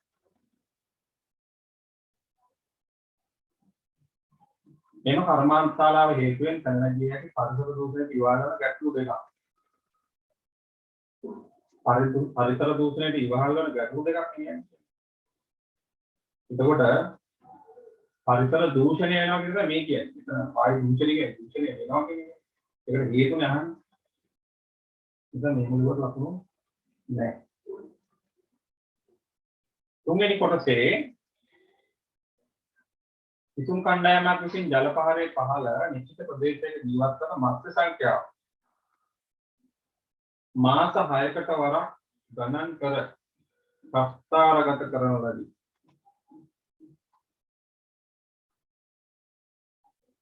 මාස 6කට ගණන් කර. එම වර්ධන වක්‍රය දර්ශීය ගහන වර්ධනය වක්‍රයෙන් වෙනස් වී දෙවන රූපේ ඒ අක්ෂරයෙන් දක්වා ඇති හැඩය පෙන්වීය. ඔයගොල්ලෝ දන්නවා ඔන්නෝම යන්නේ ගහන වර්ධන වක්‍රය සාමාන්‍ය පරිසරයේ ජීවීන්ගේ මිනිසුන් වෙන මේ කොහොම යනවනේ. කොහොම යනවනේ කඩේකින් හදලා. හරිද? හැබැයි ආවේ මොකද්ද? මෙන්න එක. අපි සාමාන්‍ය ඉගෙන ගන්න වක්‍රය නෙවෙයි ඇවිල්ලා තියෙන්නේ. සංඛ්‍යාව අඩුවීම පටන් ගන්නේ මත්ස්‍ය දහනයේ කුමන අවධියක සිටින මත්ස්‍යන්ගේද කියලා අහනවා. මේ ගහන මේ අවධි 4 මතක ඇති. එතකොට සෙමෙන් වර්ධන අවධියක් තිබුණා. මේක තමයි සීග්‍රේන් වර්ධනය වන අවධිය. ගහනේ සීග්‍රේන් වර්ධනය වන අවධිය තමයි මේ නැමිලා. වර්ධනය අඩු වෙන අවධිය ඊළඟට තමයි ඉතිලීමේ දාර්ථාවයට එන්නේ. එතකොට දැන් පළවන අවධිය සෙමෙන් වර්ධනය වන අවධිය දෙකේදී තමයි මේක නැමිලා. මේ උඩ යන පිට් එක. උඩහාට යන පිට් එක දැන් නැමෙනවා. නැමිනේ ගහනේ අඩු වෙනවා. හරි. මේ ශීඝ්‍ර වර්ධනයක් තියෙන අවධියේදී තමයි අඩු වෙන්නේ. මේතර අඩු වෙන එක ස්වභාවිකයිනේ. මෙහෙම අඩු වෙනවනම් මොකක් හරි ප්‍රශ්නයක්. හරි. මෙහෙම අඩු වෙන එක ස්වභාවික දෙයක්. හරි. ඒතර මේ අවධිය තමයි ගහණය ශීඝ්‍රයෙන් වර්ධනය වන අවධිය නැත්නම් දෙවන අවධිය. ගාතිය අවධිය කියලා හිතුණා. මේ ධර්මයේ විවාහ හරි. මේ තියෙන සාමාන්‍ය අවස්ථාව. පළවන අවධිය, දෙවන අවධිය, තුන්වන අවධිය, හතරවන අවධිය කියලා කියන්නත් පුළුවන්. ගහණයේ සෙමෙන් වර්ධනය වන අවධිය, ගහණයේ ශීඝ්‍රයෙන් වර්ධනය වන අවධිය, ගහණයේ වර්ධන වේගය අඩු වන අවධිය, ගහණයේ ස්ථායී වන අවධිය.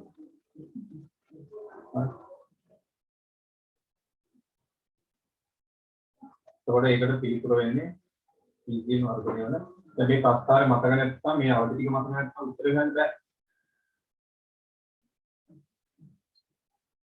ඊළඟ එක තවත් ඒ වගේම ප්‍රස්තාරයක් තියෙනවා. අධ්‍යයනයට ලක් කරන ලද ජල පහරේ මත්ස්‍ය සංඛ්‍යාව ජලයේ උෂ්ණත්වය සහ ජල පහරට එකතු වන බැරලෝ ප්‍රමාණය සාධක අවුරුදු 4ක පමණ කාලයක් තුළ මනින ලද. එහි ප්‍රතිඵලය තුන්වන රූපයෙන් දැක්වේ. එලෙස තුන්වන රූපයේ පරිදි මත්ස්‍ය ගාණය අඩු වීමට ආසන්න හේතුව ලෙස දැක්විය හැකි සාධකයේ කුමක්ද? බලන්න ප්‍රස්තාර කියවන්න පුළුවන් වෙන්නේ. දැන් බලන්න මෙතන දීලා තියෙනවා. මෙන්න තියෙනවා උඩින්ම මොකක්ද? මත්ස්‍ය ගාණ. මත්ස්‍ය සංඛ්‍යාව. අර කලින්ගේ තිබුණානේ මේක. මේ තීව්‍ර වර්ධනයක් කරන ඉතින් අඩු වෙන්නේ. ඒකට හේතු හොයලා මේගොල්ලෝ. එතකොට මේකත් එක්කම මේගොල්ලෝ උෂ්ණත්වය නරනවා. බැරලෝහ සාන්ද්‍රණය නරනවා. බැරලෝහ යම් ප්‍රමාණයකට වැඩිලා තියෙනවා. පොඩ වැඩිලා නැහැ. හැබැයි උෂ්ණත්වයට මොකද වෙලා තියෙන්නේ? මේ බලන්න උෂ්ණත්වය වැඩි මොන මෙතන පොඩක් අඩුයිනේ. මේ උෂ්ණත්වය වැඩිම වෙලානේ මේක වැඩි වෙනකොට මේ අඩු වෙනවා. එහෙනම් ගහණය සඳහා ගහණය අඩු වෙන බලපාන කවුද? උෂ්ණත්වය. හරි. පස්සේ මේ කියනවා කලකට පසු කර්මාන්ත ශාලාව අවත ජනාවාසෝන්ගේ රුධිරය බැරලෝහ මිශ්‍ර වීම නිසා වූ ස්නායු ආබාධ වලට ලක් වූහ. ස්නායු ආබාධ තිබුණා. මෙලෙස රුධිරයට බැරලෝහ මිශ්‍ර වීම විය හැකි ක්‍රියා පිළිවෙලේ අවස්ථා ඊතල සතාන යොදා ගන්න ගියා දක්වන්නේ කියලා. ඒකෙදි අඩුපාඩු තිබිච්චන් තමයි දීලා තියෙන්නේ.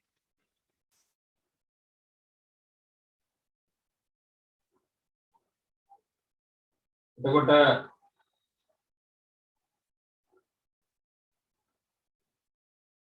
කොහෙන්ද මේක එන්නේ නැත්තේ? දරලෝ එනවා නම් එන්නේ නැත්තේ කොහෙන්ද? අපජලයෙන් එන්නත් පුළුවන්. මේක වැඩි හරියක් තියෙන අපජලයෙන්. අප වායු වලින් එන්නත් පුළුවන්. අර පිටර අර දී පිට වෙච්ච වායු පාතයර සොසන පද්ධතිය වල විදිහට එන්නත් පුළුවන්. මේක එකක්.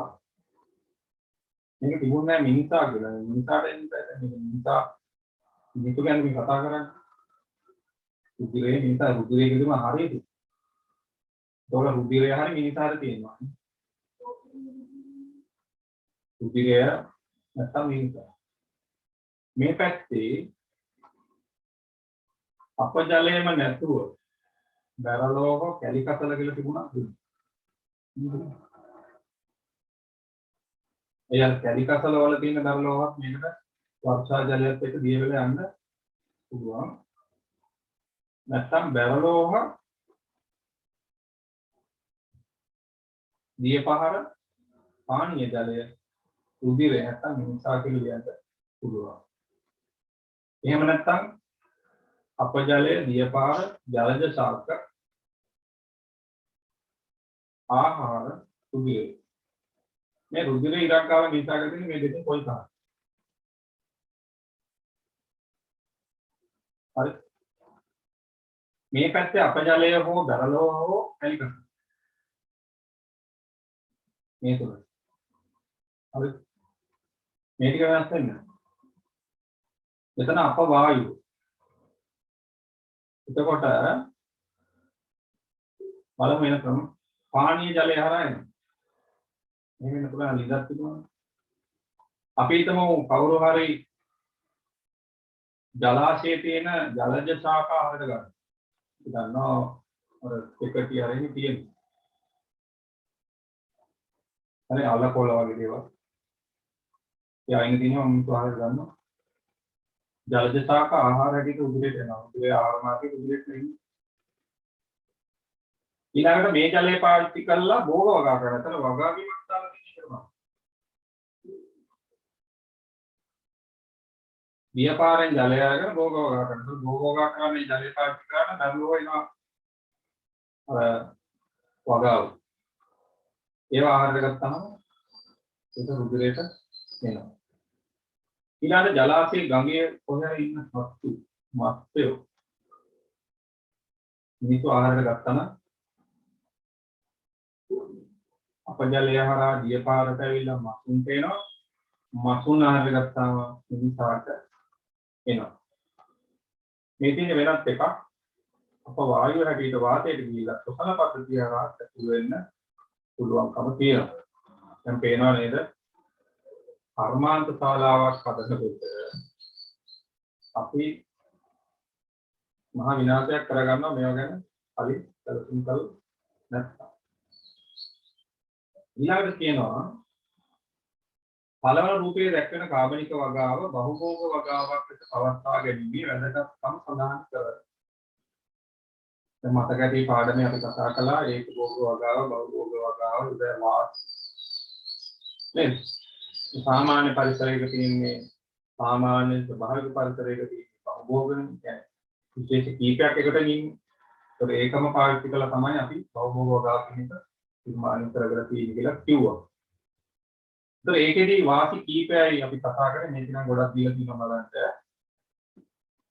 අපි ඒකේ කතා කරපු එකක් තමයි ප්‍රතිරෝධී පලිබෝධ ඇති වෙන්නේ නැහැ කියන එක. ඒක වෙනවා අඩු වෙනවා ගලකෙනවා.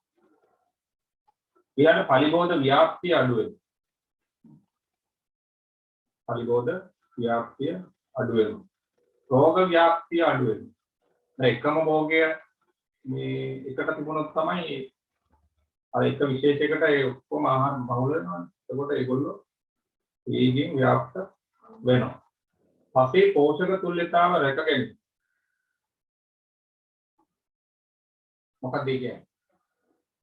එකම භෝගය වැහුවොත් ඒ භෝගයට අවශ්‍ය පෝෂක ටික තමයි ගන්න. ඒකට ඒ පෝෂක පස්සේ ඉංග්‍රීසි විවිධ පෝෂක භෝග වැහුවාම විවිධ පෝෂක තමයි ඒ තාපි ගන්න. එතන පස්සේ පෝෂක ඉංගවීමක් ඇතිවන්නේ නැහැ. ඊළඟ තරංගය අඩුයි. සමහර තාක මුල් උඩ තියෙන සමහර තාක වල මුල් යට තියෙනවා. ඒක පැහැදිලි කර පස්සේ රුධිරස්තර වලින් තමයි ඕෂණය ගන්න. ජලයක් තියෙනවා. මේ සම්පස්සන්දා තරංගය අඩු වෙනවා කියන්නේ මේ කොයිකෙන් හරි එකක් නියන්නේ කියන්නේ පරිබෝධ ව්‍යාප්තිය අඩු වීම, රෝග ව්‍යාප්තිය අඩු වීම. මේ දෙකම එකයි නිරගාදී නේද? ප්‍රතිරෝධී පරිබෝධ ඇතිවීම අඩු වීම. පස්සේ පෝෂක තුල්‍යතාවයෙන් දැන් සමානලාට අපි වගා මිශ්‍ර කළ වගා කරොත් රනිල භෝගය. අත්තට පෝෂණය ලැබෙනවා. නයිට්‍රජන් ලැබෙනවා. රයිසෝබියම් වලින්. ඒකයි කියන්නේ. තරංගය අඩු වෙනවා. තරංගය අඩු වෙනවා කියන්නේ මූල පද්ධතිය ලියගෙන ප්‍රමාණ උස ගැඹුර මේවා වෙනස් වෙනවා. ගායකයන් ගන්න. මේ කොයි කාර්යය ලියන්න පුළුවන්.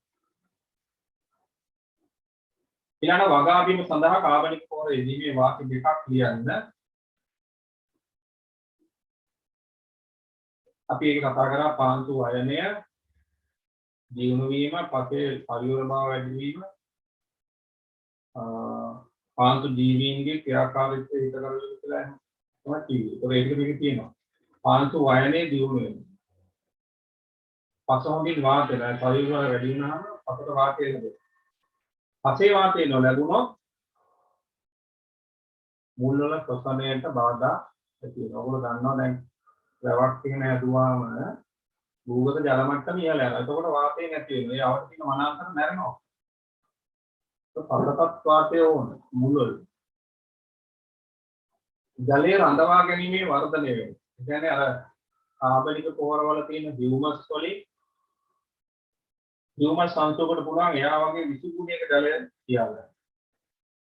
ඒකත් නියඟට එහෙම නියඟට ඔරොත්තු දෙන සාකය හදනවා. ඒ කියන්නේ අප නියඟට ඔරොත්තු දෙන විදිහට හදා ගන්න පුළුවන් කාබනික පොහොර පාවිච්චි කරනවා.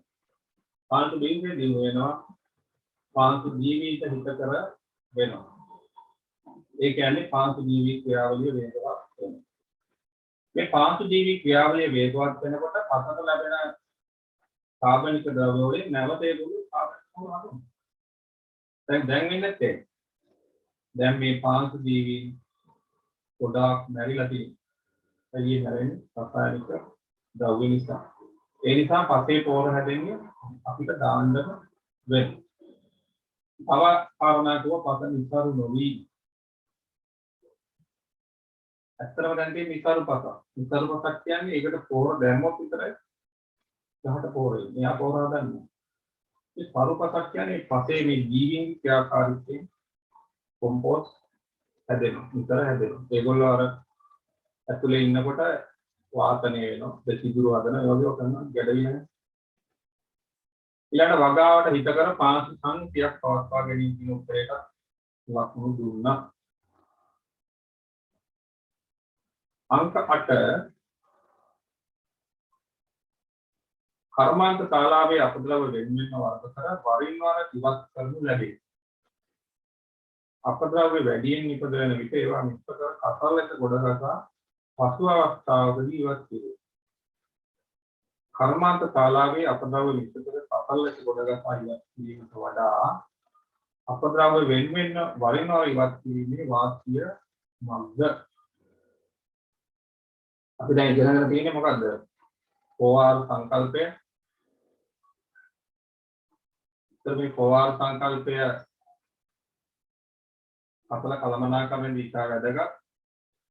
ඒතර මෙතන අහන්නේ අර එකට ගොඩ ගහලා ඉවත් කරනවට වඩා වෙන කර වරින් වර ඉවත් කිරීමේ වාසිය කොහොමද කියලා අහන්නේ. එතකොට එතන අපද්‍රව්‍ය කලමනාකරණයට පහසු වෙනවා. ඒ කියන්නේ OR ක්‍රියාත්මක කරගන්න ක්‍රමවේදය OR සංකල්පයට පහසු වෙනවා. අපද්‍රව්‍ය කලමනාකරණයට පහසු වෙනවා. හරි. ප්‍රතිචක්‍රීකරණය පහසු වෙනවා. ප්‍රතිචක්‍රීකරණය කියන්නේ මේක එකක්. රීසයිකල් වෙනවා. එතකොට මේ OR වලට පහසු වෙනවා මේක. හරි. නැවත භාවිත කළ හැකි reuse. මේ දෙක OR වලට එන්නේ. හරි. එතකොට OR එක කරන්න බෑ ගොඩ ගැහුවොත් එක්කෝද. හරි. OR එකනේ කතරෝට තියෙන විසඳුම. ඉතින් OR එක කරන්න නම් ගොඩ ගහලා බෑ වෙන් කරන්න. කලින් දීපු 6ට වෙන් කරන්න. කලින් කතා කරපු 6ට වෙන් කරොත් තමයි මේක කරන්නේ. පරිසර දූෂණය අවම වෙනවා. ඒක පැහැදිලි. මේ කෝඩේ දාපුවාම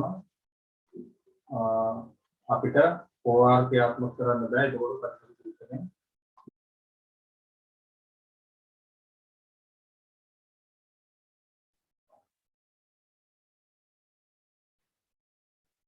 OR මූලධර්මයේ යොදා ගැනීම කියන එක යටතේ ආයි මතක් කරගමු. reuse නැවත භාවිතයෙන් reuse කියන්නේ පොලිතින් කීපතරයක් පාවිච්චි කරනවා. අද කඩේ ගිහලා ගෙනාව නම් ආයි ඊළඟ දවසේ කරන්නේ. ඔහොම කීපතරයක් ගිනියනේ. ඊළඟට reduce කිව්වේ භාවිතය අවම කරනවා. දැන් අපි අනවශ්‍යව කිසි දෙයක් ආහාර ඕනම දෙයක් අවශ්‍ය ප්‍රමාණයට පමණයි පාවිච්චි කරන්න ඕන. reduce replace කරනවා කියලා කිව්වේ පරිසරයට අහිතකර දර වෙනකොට හිතකර ඒවා පාවිච්චි කරනවා කියන එක. ඒක තමයි රසායනික පොර වෙන කාබනික පොර භාවිතය කියන්නේ. ඊළඟට පොලිතීන් වෙනුවට ස්වභාවික දේවල් වලින් හදපු දේවල් පාවිච්චි කිරීම. ඊළඟට පෞද්ගලික කාලේ මතක ඇති පොලිතීන් එක ඉරණ පොලිතීන් හදලා තිබුණා. ජෛව හායනේ මොන විදියට එක්කෙන හැදුවා හැබැයි ඒවා කාර්යයට ආවේ නැහැ. ඊළඟට රීසයිකල් කියන එක අර ද්‍රව්‍ය දැන් පොලිතීන් නම් අපිට පුළුවන් ආයි පොලිතීන්ම හදන්න ගන්න. කසල වලින් පුළුවන් අපිට ජීව වායුව හදන්න. ඒක රීසයිකල් දැන් ප්‍රතිචක්‍රීකරණය කියන එක තමයි අදාළ වෙන්නේ. ඊළඟට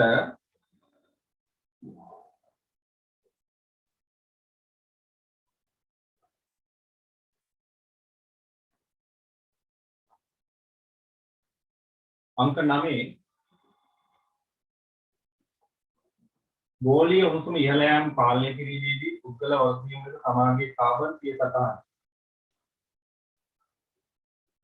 දැන් මතක ඇති කාබන් 30 සටහන ගැන සමාන කරන කාර්යයන් වලදී කොච්චර කාබන් ඩයොක්සයිඩ් ටිකක් එළියට යනවද කියන එක. ඒකෙන්දී දැන් උදාහරණයක් ගත්තොත් මම තනියෙන් යන වාහන. හොඳ උපභෝගී වාහනයක මම යනවා. තව කෙනෙක් යනවා පොදු ප්‍රවාහන සේවයේ බස් එකේ. දැන් කාබන් 30 සටහන වැඩි කාගේද?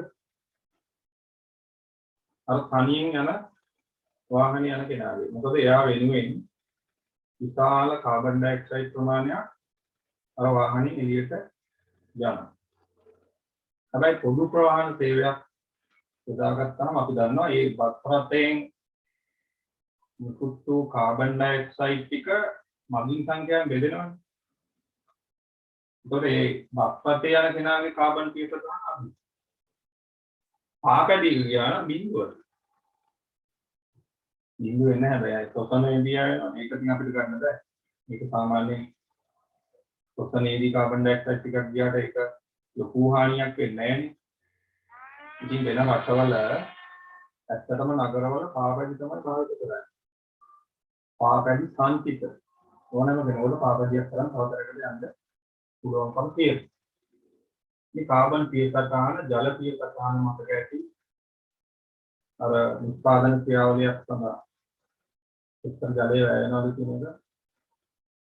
වටා නිෂ්පාදනයක් කරනකොට කොච්චර ජල ප්‍රමාණයක් කිලෝග්‍රෑමයක් කරන කොච්චර වැය වෙනවද කියන එක. ජලය කියන්නේ මිරිදිය ජලය. අපි දීපාර්ථ කරන්න බෑ. ඊළඟ ආහාර සැපුම වැඩි පාරිසරික දර්ශක අවම කිරීම වැදගත් වේ. මේ ඔක්කොම ගෝලීය උණුසුම ඉහළ යාම පාලනය කිරීමේදී වැදගත් වෙනවා. විදේශයෙන් ධාන්‍ය ගෙන්වා කර්මාන්ත ශාලාවේ විසඳවන පිටි. මේකේ මේ පිටි හදන කර්මාන්ත ශාලාව. ඒක ගේන්නේ කොහෙන්ද? විදේශේ. අර අට වර්ග ටික ධාන්‍ය වර්ග ටික විදේශ. මේ කරන්නේ අඹරන. නිපදවන පිටි ජනාවාසයේ මිනිසුන් විසින් ආහාරයට ගනු ලැබේ. මෙමගින් ගෝලීය උණුසුම ඉහළ නැංවීමට මිනිසුන් දායක වන්නේ ඉහත කිනම් පාරිසරික දර්ශකය ඉහළ දැමීමෙන්ද.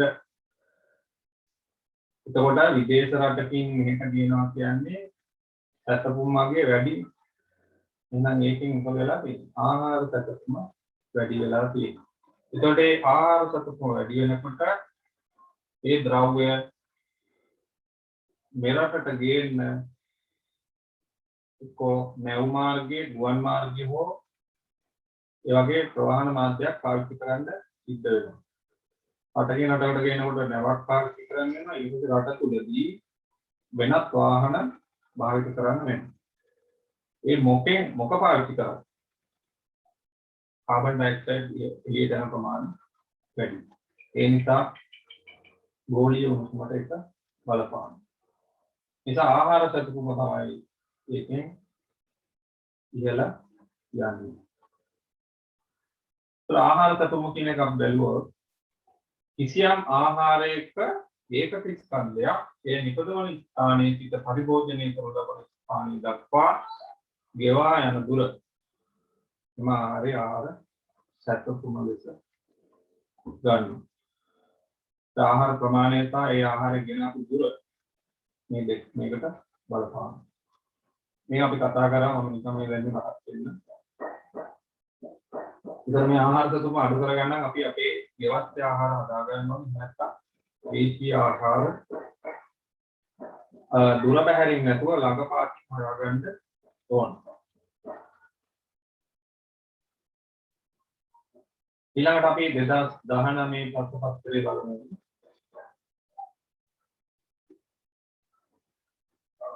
ඒකේ තියෙන ප්‍රස්තාවයක්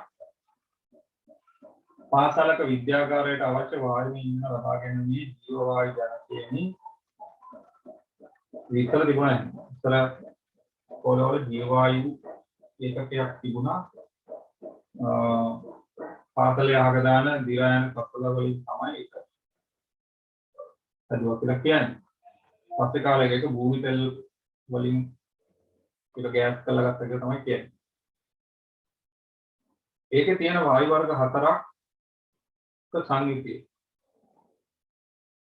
සෑම දින 3කට වරක් බලලා තියෙනවානේ 3යි 6 දින 9 12 15 3 බලලා බලලා. අදාළ කාල පරිච්ඡේදය තුළදී නිෂ්පාදනයේ ප්‍රමේය වැඩි වී ඇත්තේ මොන වායුවද? මේකේ හැමෝටම ලියන්න පුළුවන් කොටසක් එනවා. කොටස් කීප හැමෝටම ලියන්න පුළුවන්. තේරෙන්නේ නැහැ ඉතින් මේක කීයෙන් ලියුවා. දැන් මේ ප්‍රස්තාරේ පේනවා ඉහළට යන එක තමයි වැඩි වෙන්නේ. නිෂ්පාදනයේ වැඩි වෙච්ච එක තමයි මේක.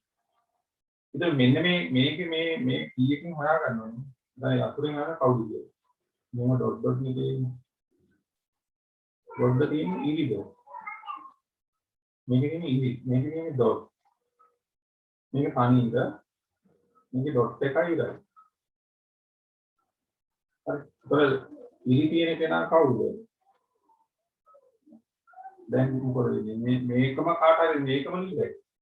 CH4 කියලාම ලියයි මෙතන ප්‍රශ්නයක් නැහැ. නැත්නම් මෙයා කවුද? මෙතේන්. නැත්නම් මීතේන්. මෙතේන් තමයි නියම නම. අපි මේ ලේලිට හදාගත්තා මීතේන්. මේ තුනේ කොයි පාද? 15 වෙනි දිනේදී සංයුතිය අනුව වායු මිශ්‍රණයේ හයිඩ්‍රජන් සල්ෆයිඩ් කොපමණ පැවතියේද? ඉතින් කසල වලින් කසල බැක්ටීරියා ක්‍රියාකාරීත්වයේදී හයිඩ්‍රජන් සල්ෆයිඩ් හැදෙනවා. දැන් හයිඩ්‍රජන් සල්ෆයිඩ් 15 වන දිනේදී 15ට ඉස්සරහම අඩුවක් කියලා බලන්න ඕනේ. මොහොම අඩුවක් දෙමින් කියලා බලන්න ඕනේ. ඒකෝට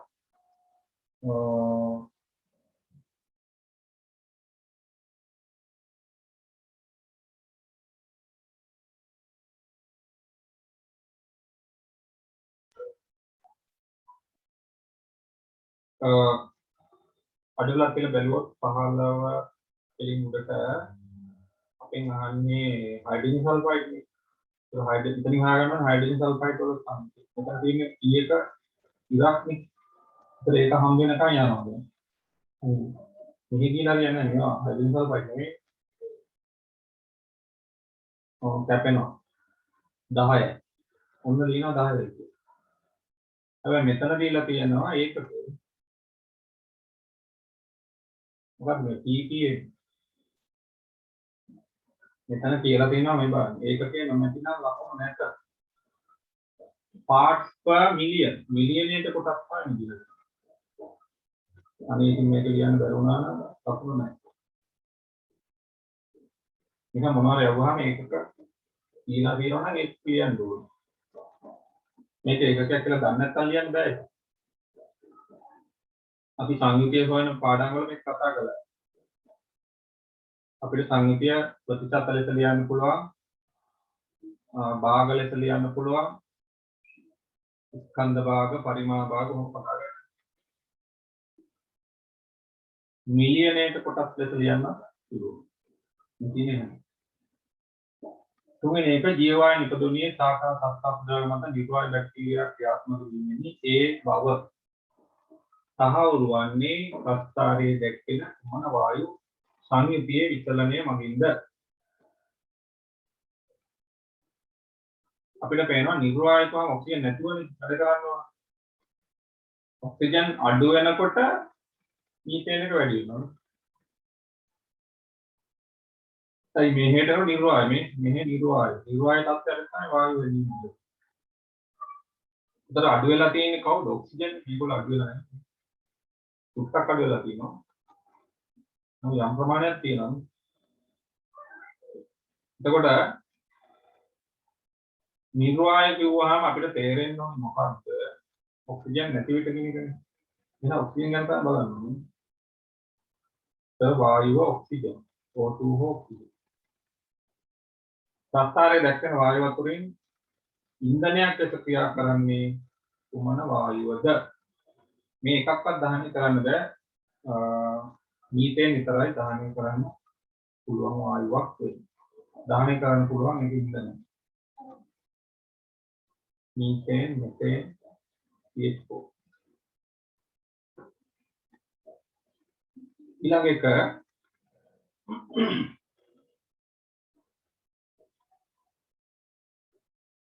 ජීවායු ජනකයේ පවත්වාගෙන යෑම OR ලෙස හැඳින්වෙන අපද්‍රව්‍ය කළමනාකරණ මූලධර්ම අතරින් කුමන මූලධර්මයේ සඳහා නිදසුනක් වේද කලින් කතා කළා අපි රීසයිකල්. අපි දුවන්නේ අර ඉවතන දේවල් වලින් නැවත යමක් හදනවා නම් ඒක රීසයිකල් වලට අදාළයි. පොලිතීන් වලින් නැවත පොලිතීන් හදනවා. කපල වලින් ජීව වායුව හදනවා. අපි කියනවා ඒක ප්‍රතිචක්‍රීකරණය නැත්නම් රීසයිකල්. උක්ත විද්‍යාගාර ගොඩනැගිල්ලේ කැපී පෙනෙන ලක්ෂණයක් වන්නේ ජනේල් වැඩි සංඛ්‍යාවක් සවි කර තිබීමයි. ඒ පහත A හා B සත්ත්ව පවත්වා ගැනීමට දායක වන ආකාර දෙක බැගින් සඳහන් කරන්න. විද්‍යාගාරයේ පරිහරණය කරන අයට හිතතර පරිසරයක් ඇති කිරීම සඳහා ජනේල් ඉවහල් වෙන්නේ කෙසේද?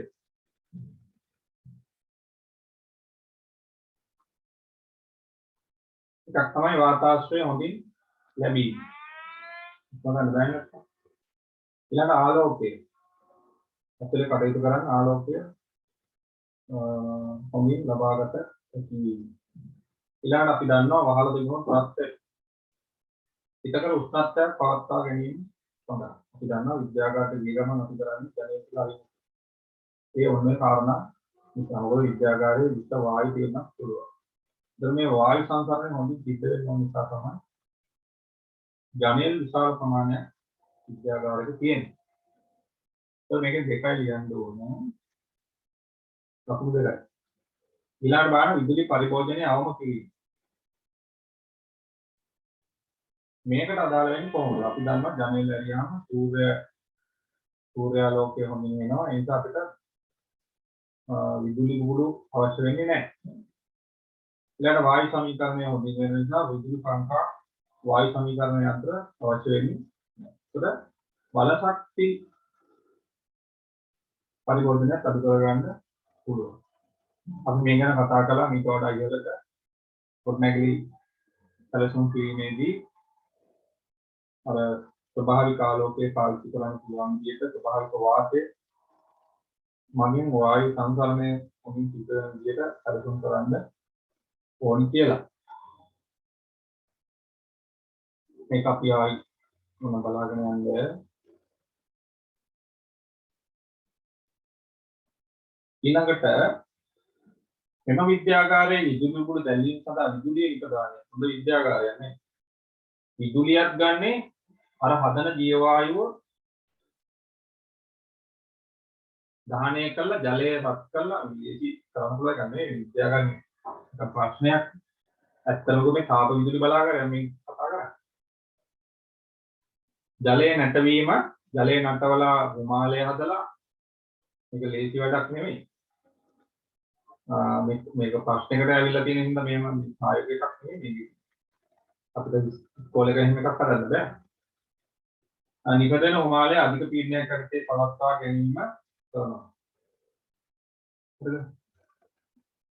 ඕනෑම තාප බලාගාරයක කරන්නේ කොහොමද? නම වෙනස් වෙන්නේ කොහොමද? මේ පාවිච්චි කරන ඉන්ධනය අනුව.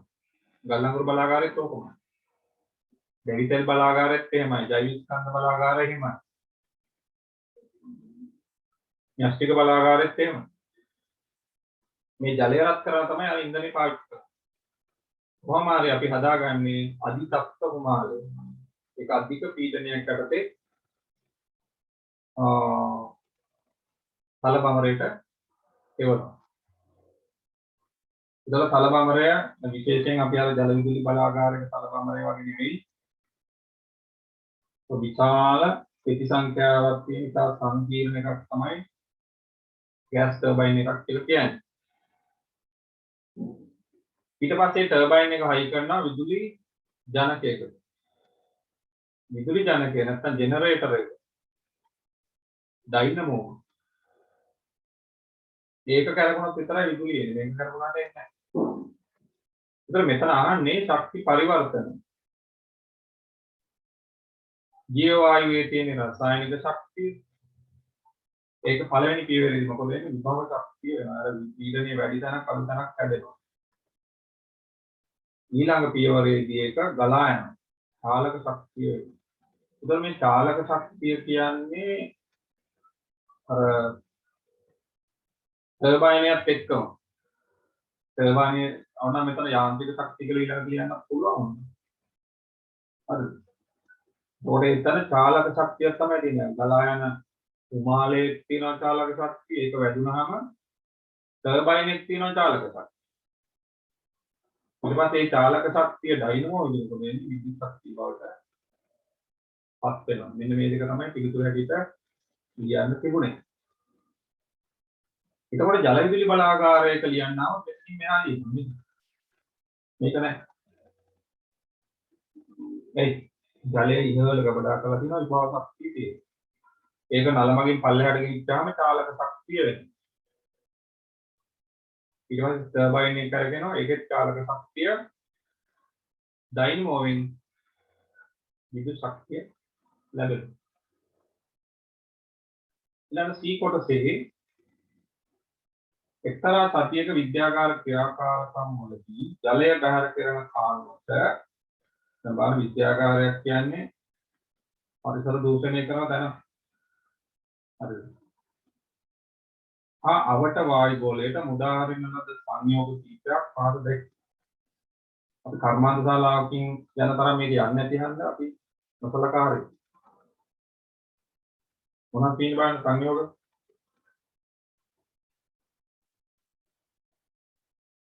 කැල්සියම් හයිඩ්‍රොක්සයිඩ් තියෙනවා. पोटेशियम डाइक्रोमेट තියෙනවා. सोडियम फॉस्फेट තියෙනවා. नाइट्रोजन डाइऑक्साइड තියෙනවා.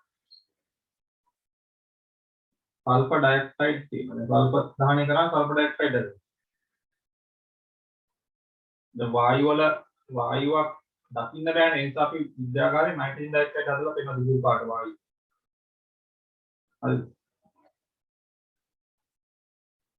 exciting.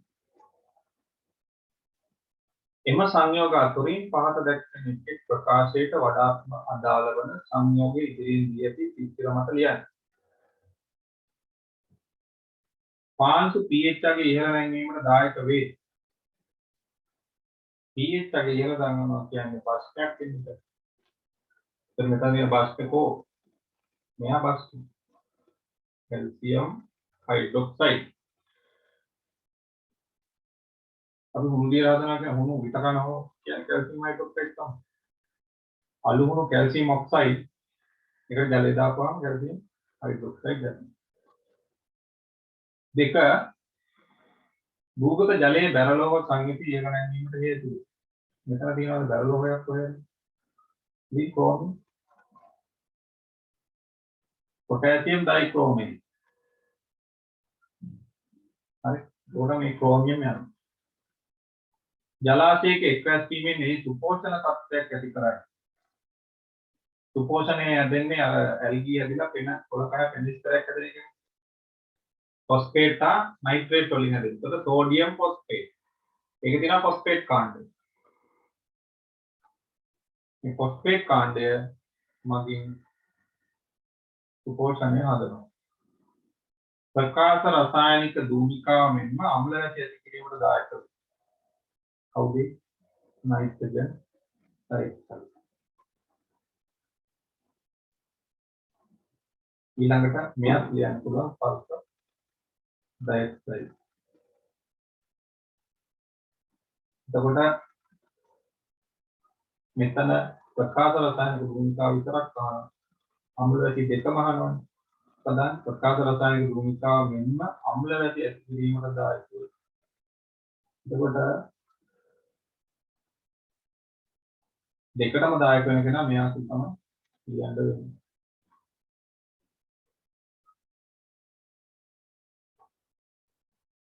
2020 ටිකක් පැහැදිලි මදි වගේ.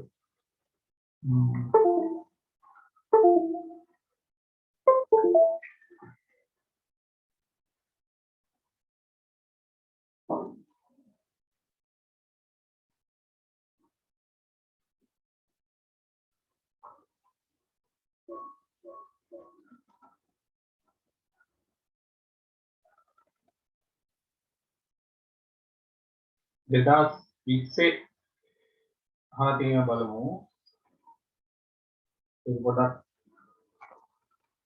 අලුත් දෙයක් කියන එක.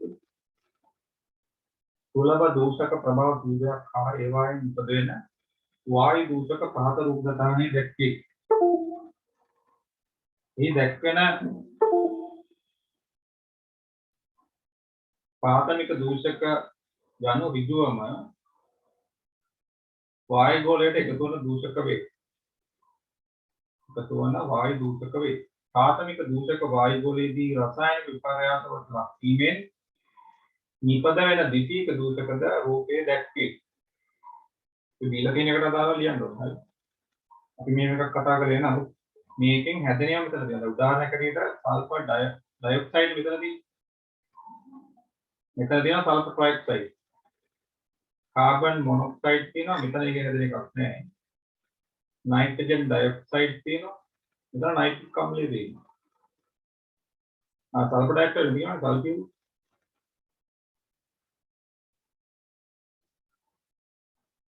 හරි.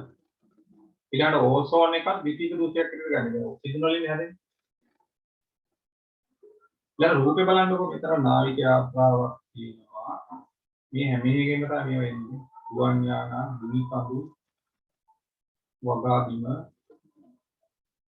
සුපෝෂණීය ජලාශය, කර්මාන්තශාලාව, මෝටර රථය, බස් රථ, නගර හා නිවාස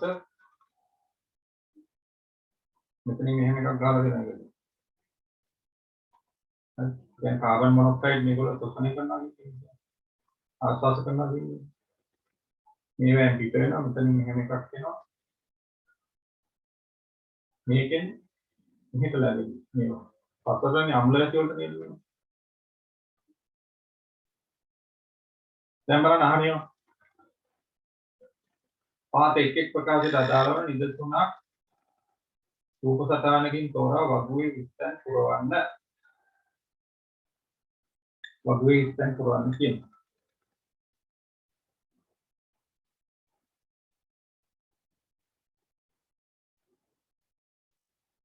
මිනිසාගේ මැදිහත් වීමෙන් තොරව ප්‍රාථමික දූෂක නිපදවන දූෂක ප්‍රභවයකි.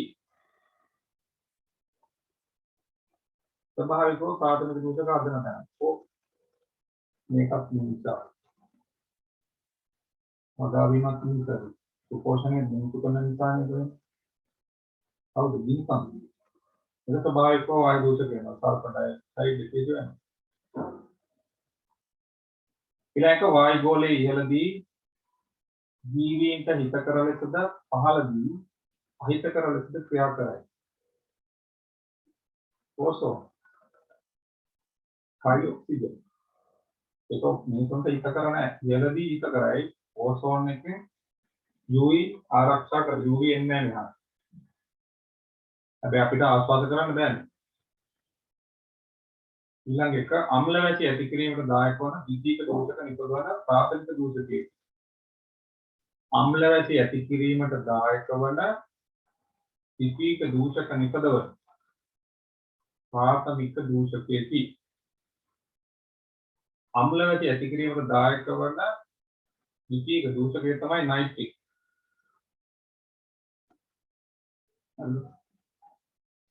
ඊළඟ එක තමයි සල්ෆියුරික්.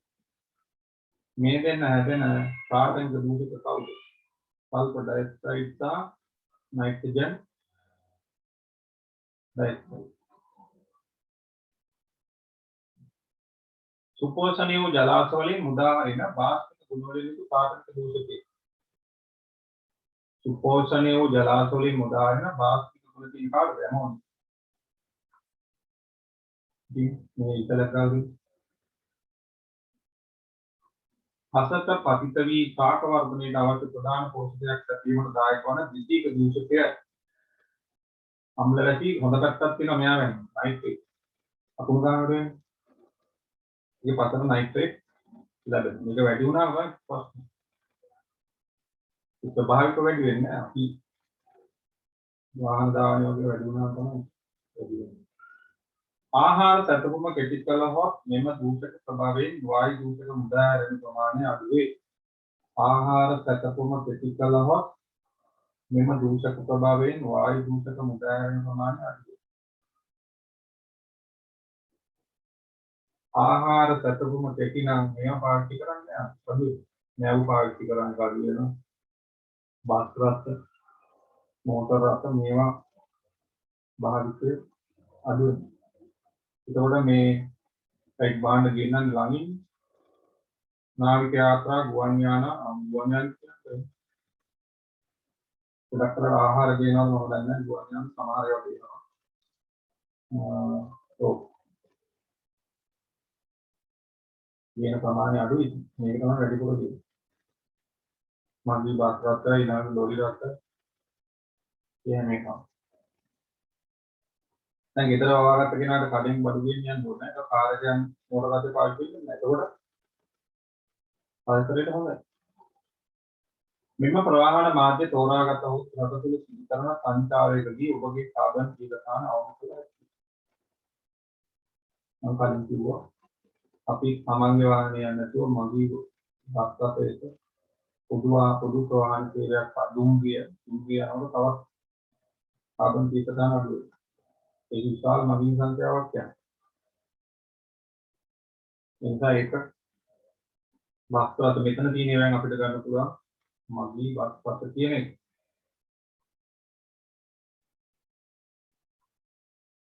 ඊළඟට B කොටසේ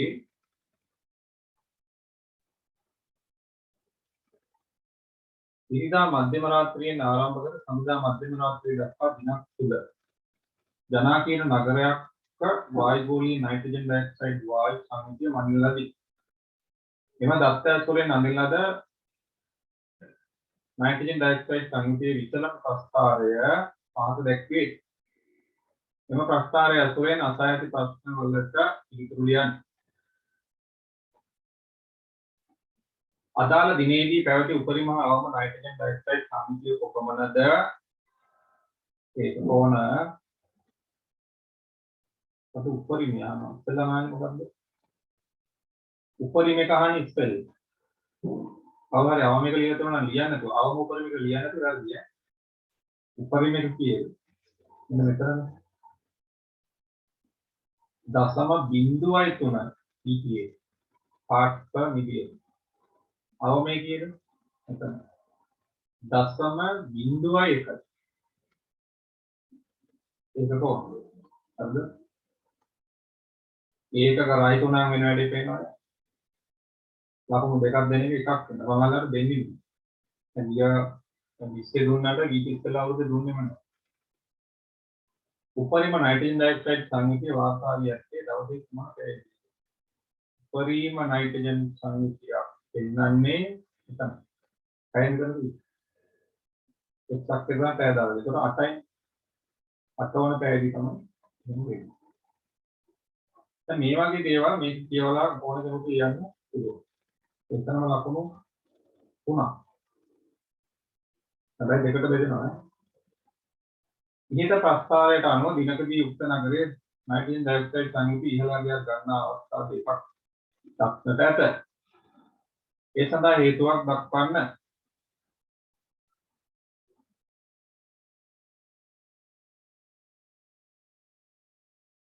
වෙනවා අපිට අනුමාන කරන්න පුළුවන් වාහන තදබදය අධික වීම කියලා. අපි දන්නවා වාහන එන්ජින් වල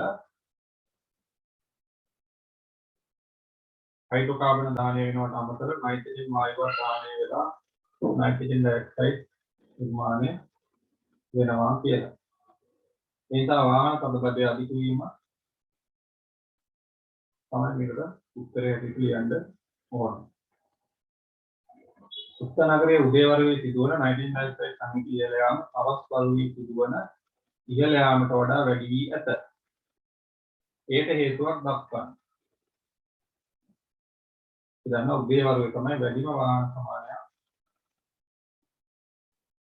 පාරේ යන්නේ. උදේ වරුවේ පාසල් ළමු විශේෂයෙන් ඒ වාහන ප්‍රමාණයක් නගරයට ඇතුළු වෙනවා. ඊළඟ වැඩට යන අය ඒ දෙගොල්ලෝගෙම එකතු තමයි උදේ වරුවේ වැඩි වෙන්නේ. අවසර ගොඩක් වෙලාවට අතර පහුවෙලා තමයි අර ඔෆිස් හැරෙන වෙලාව ඒ වෙලාවට වාහන වැඩි. හැබැයි අර පාසල් උදේ තියෙන අවස්ථාවල අඩු ප්‍රමාණයක් තමයි තියෙන්නේ.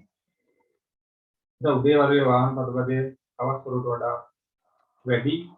ඒ නිසා උදේ වරුවේ වැඩි නයිට්‍රජන් ඩයොක්සයිඩ් ප්‍රමාණයක් පරිසරයේ තිබෙනවා. පස්වෙනි කොටස අදාළ දිනේ උත්තර නගරයේ නයිට්‍රජන් ඩයොක්සයිඩ් සංයුතියේ විචලනයට අනුරූප විචලනයක් දක්වනු ඇතැයි අපේක්ෂා කළ හැකි වෙනස් සාධනික වායු දූෂකයක් නම් කරන්න.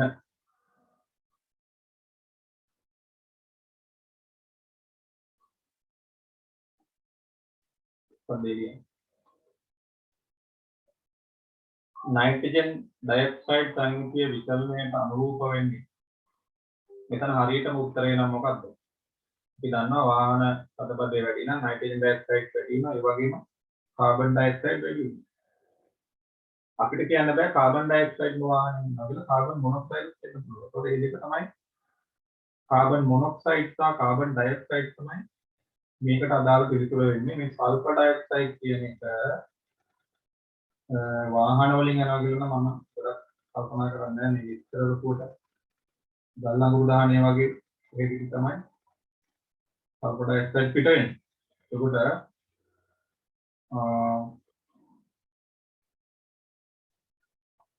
මේ දෙක නම් හරි. කාබන් මොනොක්සයිඩ් සහ කාබන් ඩයොක්සයිඩ් සංයුතිය ඉගෙන ගන්න පුළුවන්. හරි එහෙනම් ප්‍රශ්න සාකච්ඡා කළ අවසන්. ඔයගොල්ලෝ ඇත්තටම මේකට පිළිතුරු ලියලා තමයි මේ වීඩියෝ නරඹන්න ඕනේ. ඒකවල තමයි මේකේ ඉහළදී ඉදිරියට ඔළුවට යන්නේ. කොහොම හරි මේක අධ්‍යයනය කරලා මට අවශ්‍ය වුණේ ඇත්තටම මේකේ උත්තර කියලා දෙන්න නෙවෙයි. විභාගයට එන උත්තර ලියන විදිය. අපි කලබලෙන් ලියලා මේකට උත්තර ලියලා ලකුණු ගන්න බෑ. ඒක කල්පනාවකින් ප්‍රශ්න කීපතරයක් කියවලා විශ්ලේෂණය කරගෙන පිළිතුරු ලියන්න අවශ්‍යයි. ඒකට ඉතින් නැවත මේවා ලියලා අපි පුරුද්දක් හදාගන්න ඕනේ. මොකටද මාර්ගය?